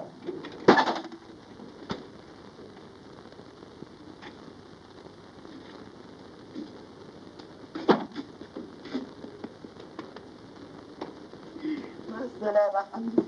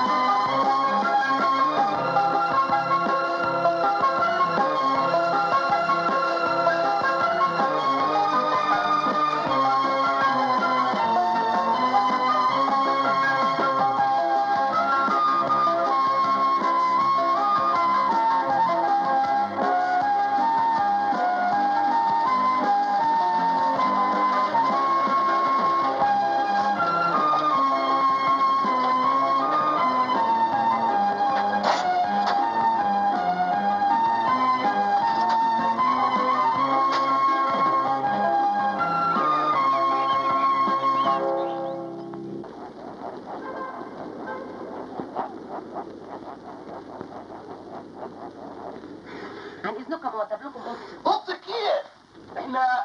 احنا هننام هنا. يا ستي. يلا خلاص. ليه بس يا بابا ضربت التلفزيون؟ نوم. يلا نوم، في مدرسة الصبح. طب سيبوا شوية. اسمعوا الكلام وناموا. تصبحوا على خير. تصبحوا على خير. وانتم من اهل يا حبايبي. وانتوا من اهل.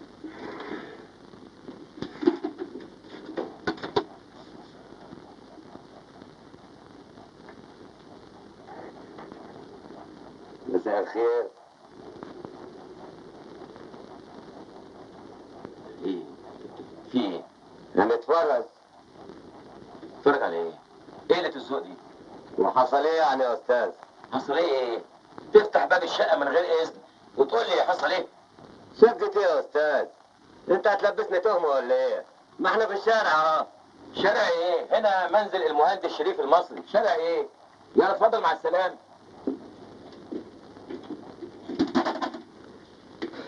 بقول لك هنتفرج ايه؟ انا ابتديت اتعب ومحتاجه اشوف دكتور. فعلا؟ حالا هكلم ماما واشوف لك الدكتور. فعلا؟ يا شريف الحقني بقى. ممكن التليفون؟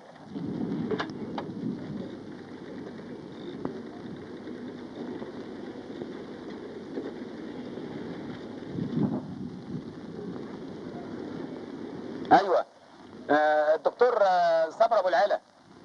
حضرتك؟ ايوه يا دكتور، انا الشيف المصري. الشيف المصري مين ايه؟ شريف المصري اللي مراتي بتتعالج عندك، اللي هتولد جوز سعاد. ايوه ازاي سعاد هتولد؟ دلوقتي. ايه؟ ما مش هتعرف السكه. انا هقول لحضرتك، انا هستناك عند كوبري قصر النيل من ناحيه تمثال سعد زغلول. ما انا ساكن هنا. لا مش في المعرض، عند تمثال سعد زغلول. طيب هبقى اجيب لك بقى فكه العديم. مفيش نبض. ماتت. لازم نتصرف بسرعه. طب اجيب الاسعاف ولا اروح اجيب تاكسي ننقلها اي حته؟ لازم تولد هنا. تولد هنا؟ مش محتاج الا ميه سخنه. ميه سخنه؟ اصل انبوبه البوتاجاز خلصت النهارده. اتصرف، مراتك في خطر. سعاد.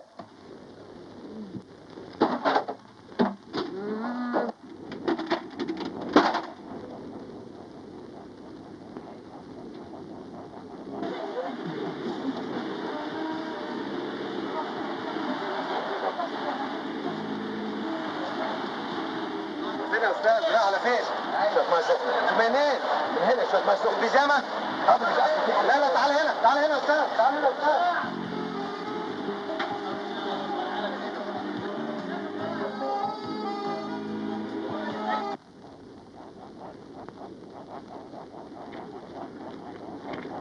ايه ده؟ في ايه؟ انتوا واقفين كده ليه؟ انت صاحب الكشك ده؟ في ايه؟ ايه سعاد جرى لها حاجه؟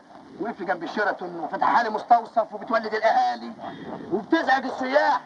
يلا قدامي. قدامك ايه؟ مراتي بتولد. اوعى يا جدع من هنا. اوعى يا جدع. تعال، انت بتتعدى عليا؟ شيلوه. هاتوه. هتروح فين؟ تعال تعال. تعال. بابا انت رايح فين؟ ماما ولدت. انت بتتعدى عليا؟ ده انا هبهدلك.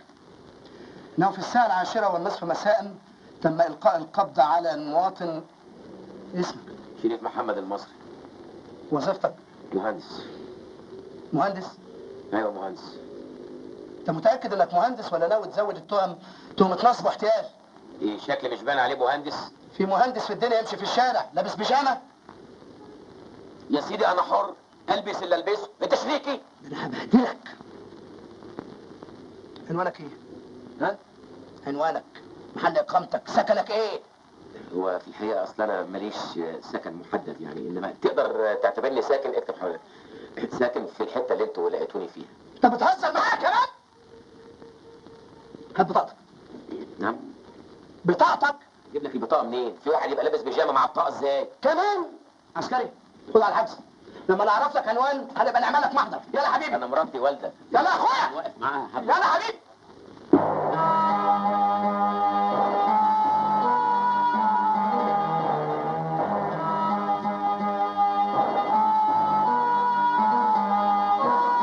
عايز الحق؟ ايوه. انا لو بايدي كنت اديتك اكبر وسام في الفيلا. ربنا يخليك لينا سعاده الدين. والله يا فندم انا ما طالب غير مترين ارض اقف عليهم. ادي كل الحكايه. تصدق وتامن بالله يا باشمهندس؟ لا الله يا فندم. انا خاطب بقالي 6 سنين ودايخ على اوضه حتى بصاله مش لاقي. هجيب منين؟ انت عظيم. الله يخليك. انت عبقري. ربنا يديك طول العمر. ولازم كلنا نبقى زيك. اللهم اكثر من امثالك. يفرج عن المتهم ربنا يخليك يا فندم. بضمان محل عمله ويخطر بموعد الجلسه على مقر عمله المذكور بالمحضر. جلسة ايه يا فندم؟ هي فيها جلسة؟ طبعا جلسه القضيه. قضية ايه؟ قضيه بناء بيت من غير رخصه، وقضيه اشغال الطريق العام، وقضيه سرقه تيار الكهرباء. كل دي قضايا انا متهم فيها؟ ده انا على كده اخد تأبيد. لا مش للدرجه دي. مجموع الاحكام كلها مش هيزيد عن 3 سنين حبس وحوالي 10,000 جنيه غرامه. 3 سنين حبس و10,000 جنيه غرامه. ربنا يكرمك. انت عبقري. انت عظيم. انا معجب بيك قوي. ما هو باين يا فندم، بدليل 3 سنين سجن و10,000 جنيه غرامه. اللهم اكسب من امثالك. السلام عليكم.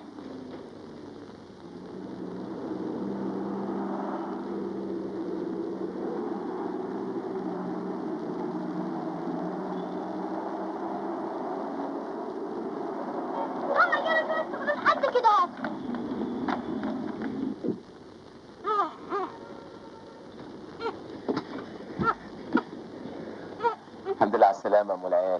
الحمد لله على سلامتك انت. عملوا معاك ايه؟ هبقى اقول لك بعدين. سميتيه ايه؟ ازاي اقدر اسميه وانت مش موجود؟ ده ابنك وانت حر فيه. انا هسميه كراكون. ايه؟ كراكون يعني اسمه بليس. انت عايز تعقد الواد؟ كراكون جديد. كراكون ده جديد. كراكون شريف المصري. وماله شبه تشيرشل كده. لا هاتله. هتلر بس ناقص له شنب. كراكون ميسي بابا. اظن يا شريف الاجراءات باطله بالنسبه لسرقه الكهرباء، ودي التهمه اللي انا خايف منها. باطله ازاي يا استاذ؟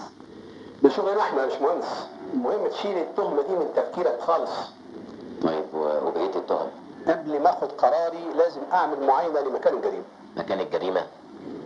جريمه ايه؟ هي فيها جريمه؟ ما تخافش، دايما في امل حتى لو حبل المشنقه حوالين رقبتك. حبل مشنقه ايه اللي حوالين رقبتي؟ هو انا رايه وسكينه؟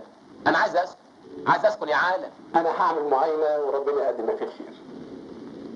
حبل مشنقه؟ مشنقه ايه؟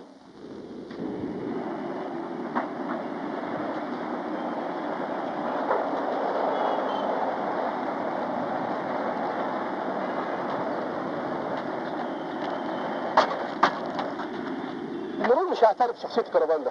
ليه متر؟ صناعته وحشه؟ لا ابدا، اصل صناعه يدوي، كمان ملوش رقم شاسيه. نعمل له رقم شاسيه؟ سهله كده يا شريف، دي عاوزه اجراءات ومواصفات ولجان. اسمع، انا عندي لك فكره، هد الكرفان وبالتالي تسقط كل القضايا. اهده؟ لا انا جايبك عشان تقول لي هده، مش ههد. القضايا معرفش، انا تعبت فيه ولا يمكن اهده. اسمع يا شريف، انا عندي لك فكره قانونيه 100%، يعطيك مش شاسيه وفي نفس الوقت ما بقاش كرفان. ايه هي؟ حرك العجل، حولها كره، شيل حمار. حمار؟ وتجيبه منين؟ مش حمير. تحت امرك يا استاذ.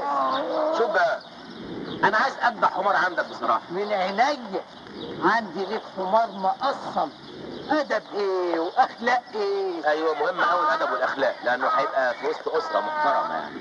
ايه رايك في الحمار ده بقى؟ حمار انما هو من معزتي ليه سميته على اسم ابني كمبوره. كمبوره؟ عاشت الاسامه ابو كمبوره. ماشي، ناخد كمبوره ابو كمبوره. هو واخد مني موقف ليه؟ كمبوره اكمبر.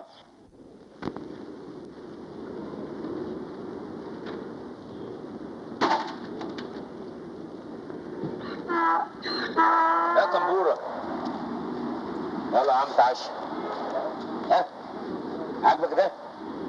نجيب لك سلطه الطحينه جنبيها. كمبوره. عايز ميه؟ اجيب لك ميه؟ ماشي اجيب لك ميه.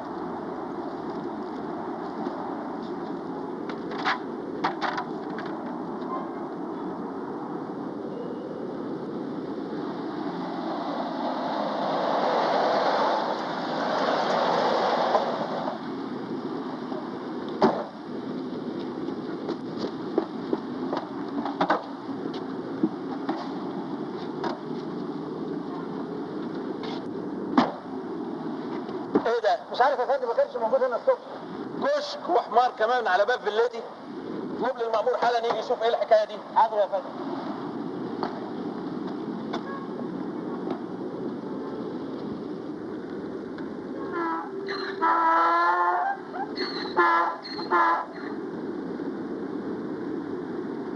ايه ده؟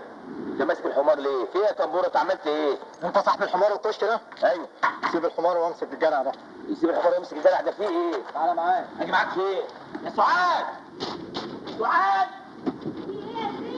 في ايه؟ يبقى خلي بالك من العيال وما تنسيش تاكل الحمار وتسقيه. البوليس واخدنا، هكون رايح فين؟ هروح الهيلتون. رايح الهيلتون طبعا.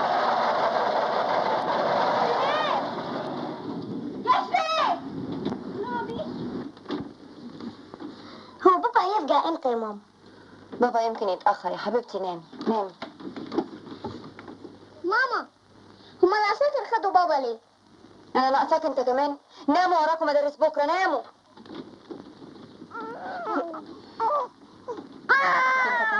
وقد قررنا نحن وكيل نيابة قصر النيل إخلاء سبيل المتهم بضمان وظيفته. الله، دي قضية جديدة. انت عارف يا باشمهندس القانون؟ قانون ايه؟ انا عايز اعرف انا غلطت ايه؟ ايه اللي انا عملته؟ غلطان ان انا بحل ازمة السكن؟ غلطان ان انا عايز اتوب مراتي واولادي علشان افضل شيء؟ انا عايز اعرف انا غلطت في ايه؟ ارجوك يا باشمهندس اهدى. مش حق، واللي انتوا عايزين تعملوه اعملوه.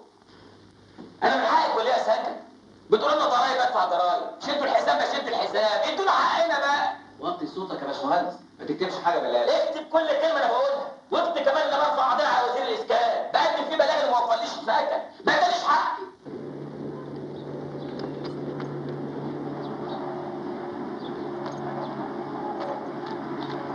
بابا ازيك يا قلبي؟ الحمد لله. ماما فين؟ جوه. الواد كركون اخباره ايه؟ كويس. هو هكون بالساعه الكبوره. لا ده احنا بنلعب سوا. لا.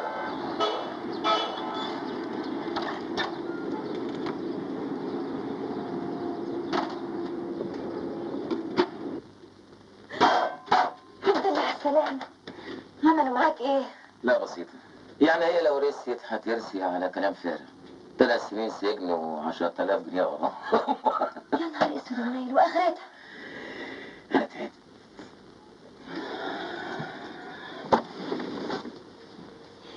يعني هنفضل قاعدين ساكتين كده لحد اللي ما يسجنونا؟ ده احنا بنطالب بأقل حق لينا. كل ما ابص للعيال يا سعاد مخي يطير. افكر العيال دي هتعيش ازاي لما تكبر؟ هتسكن فين؟ هتاكل ايه؟ هتكسب كام؟ كان اكون اخباره ايه؟ الاسبوع بتاعه بكره، مش هنعمل له اسبوع؟ نعمل اسبوع. انا هعزم زمايلي في المدرسه. وانا عازم رئيس مجلس الاداره وزمايلي في الشغل كمان عازم. احنا عندنا كام كراكون. عايز انام، عايز انام. ميرسي قوي سعاد، منوريني. ميرسي يا ألف الله يرحمك. اتفضل. انا مبسوط قوي عشان حضرتك جيت. اتفضل يا فندم. سعاد مراتي. حمدي بيه يوسف الحبيب بتاعي. اهلا يا فندم. اتفضل يا فندم، اتفضل. مساء الخير يا اولاد. ازيكم؟ طبعا عليكم حضرتك. مدام اسمها ايه؟ نادية نظرة المدرسة. مدام نادية نظرة المدرسة. مدام اسمها ايه؟ منى. مدام منى زميلي السعاد. زميلي السعاد طبعا دي بقى عارفها. مدام اسمها ايه؟ علا. مدام علا زميلي السعاد. اتفضل يا فندم. اهلا. اهلا وسهلا. اهلا. ما قلتش يا سعاد. نعم. سميته المولود ايه؟ كراكون. الله، ده اسم اوريجينال خالص. مش كده؟ مش قلت لك يا سعاد؟ بكره الاسم ده هينتشر، البلد كلها هتبقى كراكونات. لما تشوفوها عريس ان شاء الله. يا رب حياتي. تشرب ايه بقى ساعات؟ بيره بقى، بيره. بيره صح يا بيره كراكون. شو ايه حضرتك؟ اجيب لك سبيرتو؟ بيره يعني قصدي بيره. اديها بيره. ها يلا بقى، يلا خد يا باشمهندس انت بقى. واطلع فوق. انت سمعت؟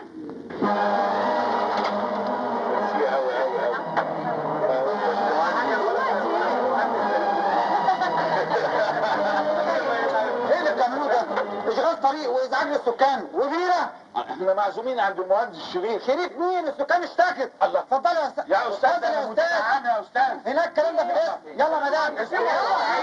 الله خير. الكلام ده في الاسم. يلا يا مدام. يلا الاسم الكلام ده. كان معانا دلوقتي. كان معانا دلوقتي تاني ولا بتاع. يلا يا باشمهندس شريف. كان معانا هنا.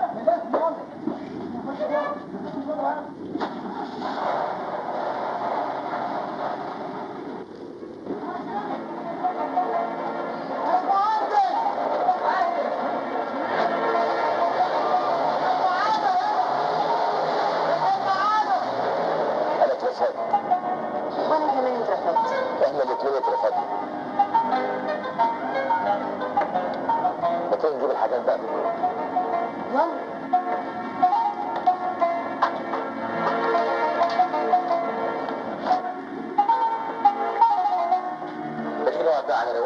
الخلاف. ده حتى كانوا عاملين لنا دوشه. هات بقى هات.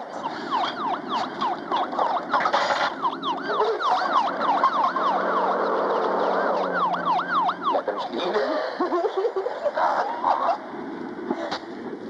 اديله بيرة.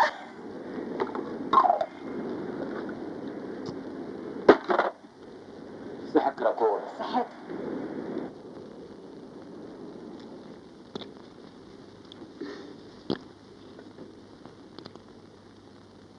العيال نايمين؟ ازاي بقى نومة؟ ده احنا هنتكلم كلام. انتوا ايه صحيح؟ ايه؟ في ايه؟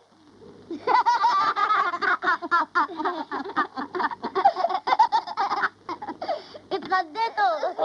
انا اتخضيت.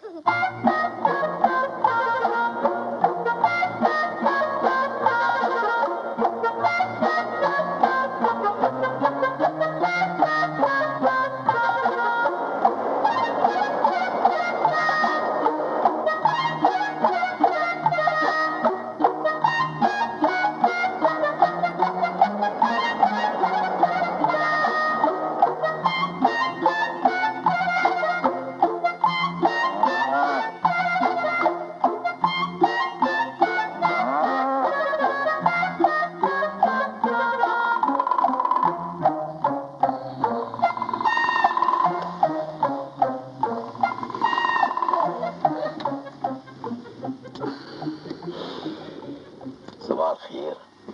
صباح الفل. احضر لك الفطار؟ انا هحضر. انا هصحي العيال كمان عشان المدرسه. طيب.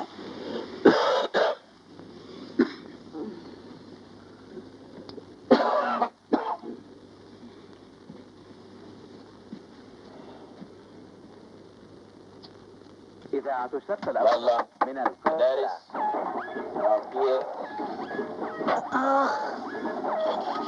يلا قوموا. صباحة وعسل. قوموا مدارس. خد بالك من نفسك.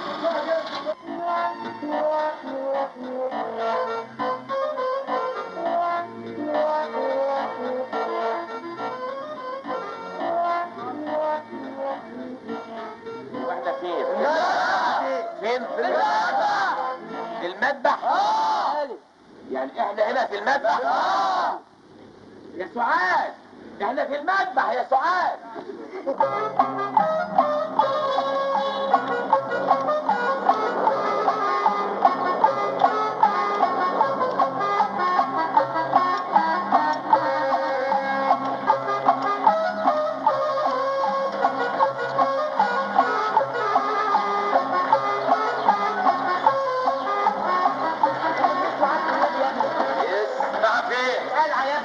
يلا كابيس. يلا. ما يخليك يا ابني انا كمان ياخد نفس الطريق.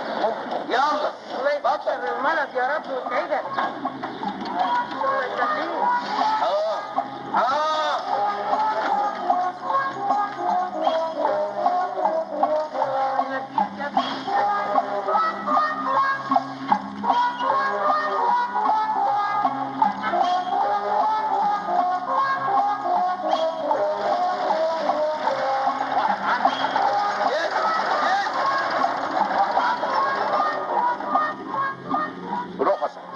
رخص ايه؟ رخص الدار اللي انت راكبه ده. معيش رخص. معلش يا ابني حقك علينا. يلا بينا يا اسطى. وسطك انت كمان. كمان مركب ناس في الاجره. انت سنتك تيجي. يلا بينا على الاسم.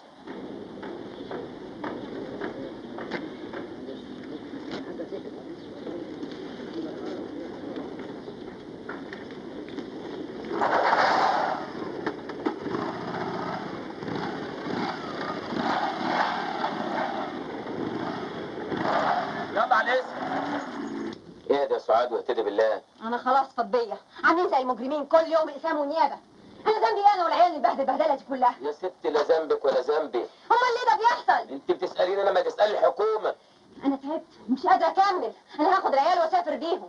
حبيت تيجي معانا اهلا وسهلا. وما حبيتش. خلاص خليك هنا لوحدك. انا هقعد عند عواطف لحد لما اسافر. يلا يلا هات الشنطه وتعالوا ورايا.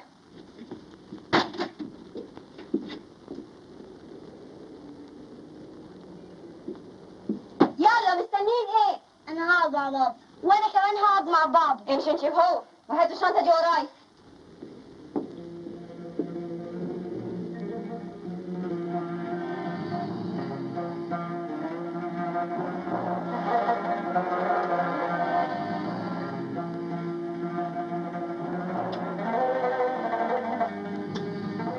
خلي بالكم من التليفون ها.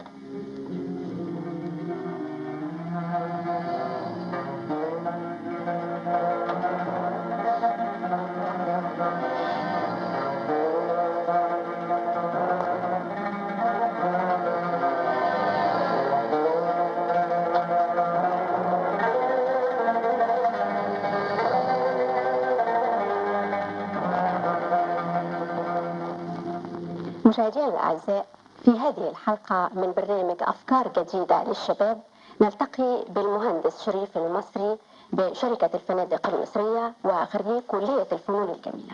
حضرتك ممكن تشرح لنا فكرتك؟ هي فكرتي بسيطة جدا يا فندم الحقيقة. احنا طبعا عارفين ان المباني التقليدية بتتكلف كتير، يعني بتتكلف خرسانة وبتتكلف حديد تسليح. حتى في مشكلة في حكاية حديد التسليح دي، لأنه بتتبني مصانع والمصانع دي بنستوردها من بره وبتكلف كتير. كذلك مواد البناء كمان بتتكلف كتير، كذلك مواد عاملة بتتكلف كتير، قصدي يعني الإيد العاملة يعني. فأنا فكرت الحقيقة اختصار هذه التكاليف بأننا نعمل بيت بسيط جدا عبارة عن خشب وجواه كل التجهيزات يعني. هل هذا الكرفان أو هذا البيت نمط واحد فقط ثابت لا يمكن تغييره؟ لا يا فندم، ده ممكن التغيير والتبديل فيه في أي وقت حسب احتياجات الأسرة، وحسب احتياجات الأسرة كمان على في كل وقت. يعني لو الأسرة حابة تغير تبدل في بعد ما سكنت أو بعد ما صممت، ده ممكن تغيره في أي وقت تاني حسب احتياجاتها. تعديل هذا الكرفان بيستغرق وقت قد إيه؟ والله يا فندم لو كل حاجة جاهزة فما استغرقش أكتر من أسبوع 10 أيام بالكتير. حضرتك صنعته لوحدك ولا في حد ساعدك؟ لا، كنت لوحدي. إذا ممكن أي شاب يعتمد على نفسه فقط في إعداد هذا الكرفان؟ ممكن يا فندم، وبمجهود بسيط جدا وبتكاليف بسيطة زي ما حضرتك ذكرت في البداية. وبتكاليف بسيطة. يعني أعتقد أن هذه الفكرة فكرة بناءة فعلا وبتهم عدد كبير من الشباب، لأنها يمكن أن تسهم بشكل إيجابي في حل مشكلة الإسكان. طبعا يا فندم. الشباب اللي بيرغب في تنفيذ هذه الفكرة ممكن حضرتك تساعده؟ أنا اسمي المهندس شريف المصري، مهندس في شركة مصر للفنادق. وعموما لو أي حد شاف بيت من الخشب جره حمار يبقى أنا. نعم. نعم ايه؟ لا ايوه، مش انا الحمار، يعني انا يعني انا المصمم ده، يخبط عليا هفتح له اقول له اللي هو عايزه. شكرا للمهندس شريف المصري على هذه الفكرة البناءة، ونعد بمتابعتها لنراها على الطبيعة في حلقة قادمة من البرنامج إن شاء الله. شكرا أستاذ شريف. شكرا فندم. يلا اغسلوا وشكم عشان يلا نلحق نروح المطار. يلا مالك يا سعاد متسربعه كده ليه؟ ده لسه فاضل 5 ساعات على ميعاد الطياره. يا دوب على بال ما نوصل وندخل الشنط ونعمل الاجراءات اللازمه وكل ده. صحيح المطار بياخد وقت كتير. اجراءات؟ هتوحشيني يا سعاد. انت كمان قوي يا عواد. كانت الغنم شريك جوزك بقى يسيبك تسافري انت والعيال لوحديكوا بقى جايه لا؟ طول عمره فقري، حد يلاقي سفر وما يسافرش. طب ما تسافر يا اخويا وتريحنا شويه. يعني انا كنت لاقي سفر وما سافرتش، جاتنا ليله في حظنا الهباب. مشاهدينا الأعزاء، في حلقة سابقة من البرنامج قدمنا لحضراتكم المهندس شريف المصري الذي عرض فكرته لحل مشكلة الإسكان ودعوته للشباب الذي أنهكه البحث عن مسكن لصنع كرفان يكون بديلا عن المنزل التقليدي. في هذه الحلقة نتابع دعوة المهندس شريف لنرى أثرها ولنراه ومعه مجموعة من الشباب الذين تحمسوا لفكرته. أستاذ شريف، اسمح لي أحييك وأسألك في نفس الوقت عن الدافع وراء هذه الفكرة وتحمسك لها. أنا فجأة لقيت نفسي أنا ومراتي وولادي وأمي لقينا نفسنا في الشارع بعد بيتنا ما اتهد. حاولت ألاقي شقة بالطرق التقليدية المعروفة، فشلت. عوائق روتينية كتيرة جدا كانت واقفة قصادي. ومشاكل البيروقراطيه وقفت ضدي بطريقه فظيعه يعني. اشوف وشك يعني هتوحشيني يا سعاد، هتوحشيني قوي. خلي بالك من العيال. يلا يا هاني، يلا يا ساره، تعالوا سلموا عليا. تعالى يا حبيبتي. شكرا. طبعا. وانا كمان بخصوص ما عنديش فلوس اقدر اشتري شقه تمليك، لان الشقق كتيره جدا ومكلفه يعني.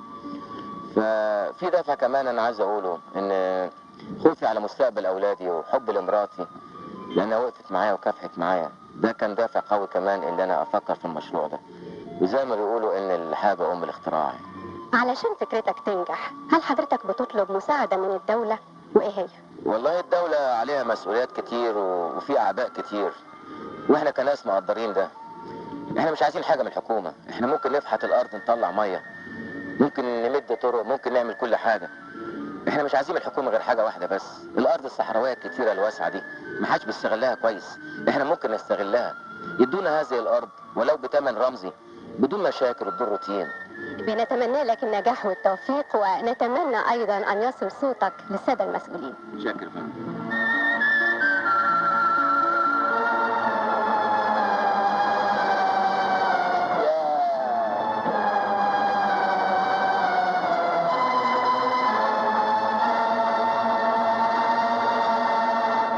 ممكن افهم ايه اللي بيحصل هنا؟ زي ما حضرتك شايف، عملنا بيوت ولقينا صحراء وجبناها في قلب الصحراء. انت فاهم الدنيا سايبه؟ دي ارض ملك الدوله يا استاذ، واللي بتعمله ده اعتداء على املاك الدوله ولازم يزال فورا. ايوه بس مفيش بس، الحاجات دي ما تشالش في ظرف نص ساعه. انا هطلب شرطه المرافق تنزلها بالقوه، انت فاهم؟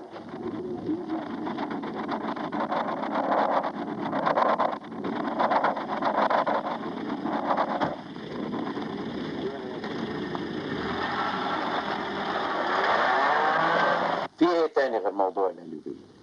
بالنسبة للشباب اللي استولوا على المنطقة الصحراوية، شرطة المرافق اتحركت لإخلاء المنطقة وإزالة المنشآت.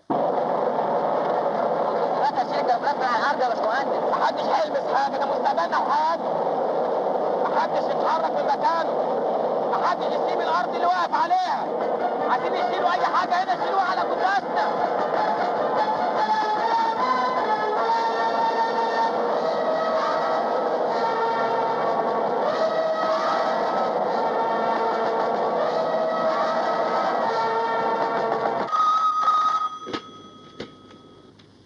الو، مين؟ ايوه يا فندم، تحت امرك يا فندم. سيادتك شفتهم في التلفزيون؟ ايوه، شرطة المرافق هتطهر المنطقة. ايه؟ ايه يا فندم؟ حاضر يا فندم، حاضر. هنفذ اوامر سيادتك فورا يا فندم، وهبلغ كل الجهات بالتعليمات. في حاجة يا فندم؟ اتصل باللاسلكي. شرطة المرافق ترجع فورا. صدرت اوامر عليا باننا نساعد الشبان دول، وفي اوامر بانهم بيتملكوا المنطقه اللي فيها البيوت. نفذ فورا. حاضر يا فندم.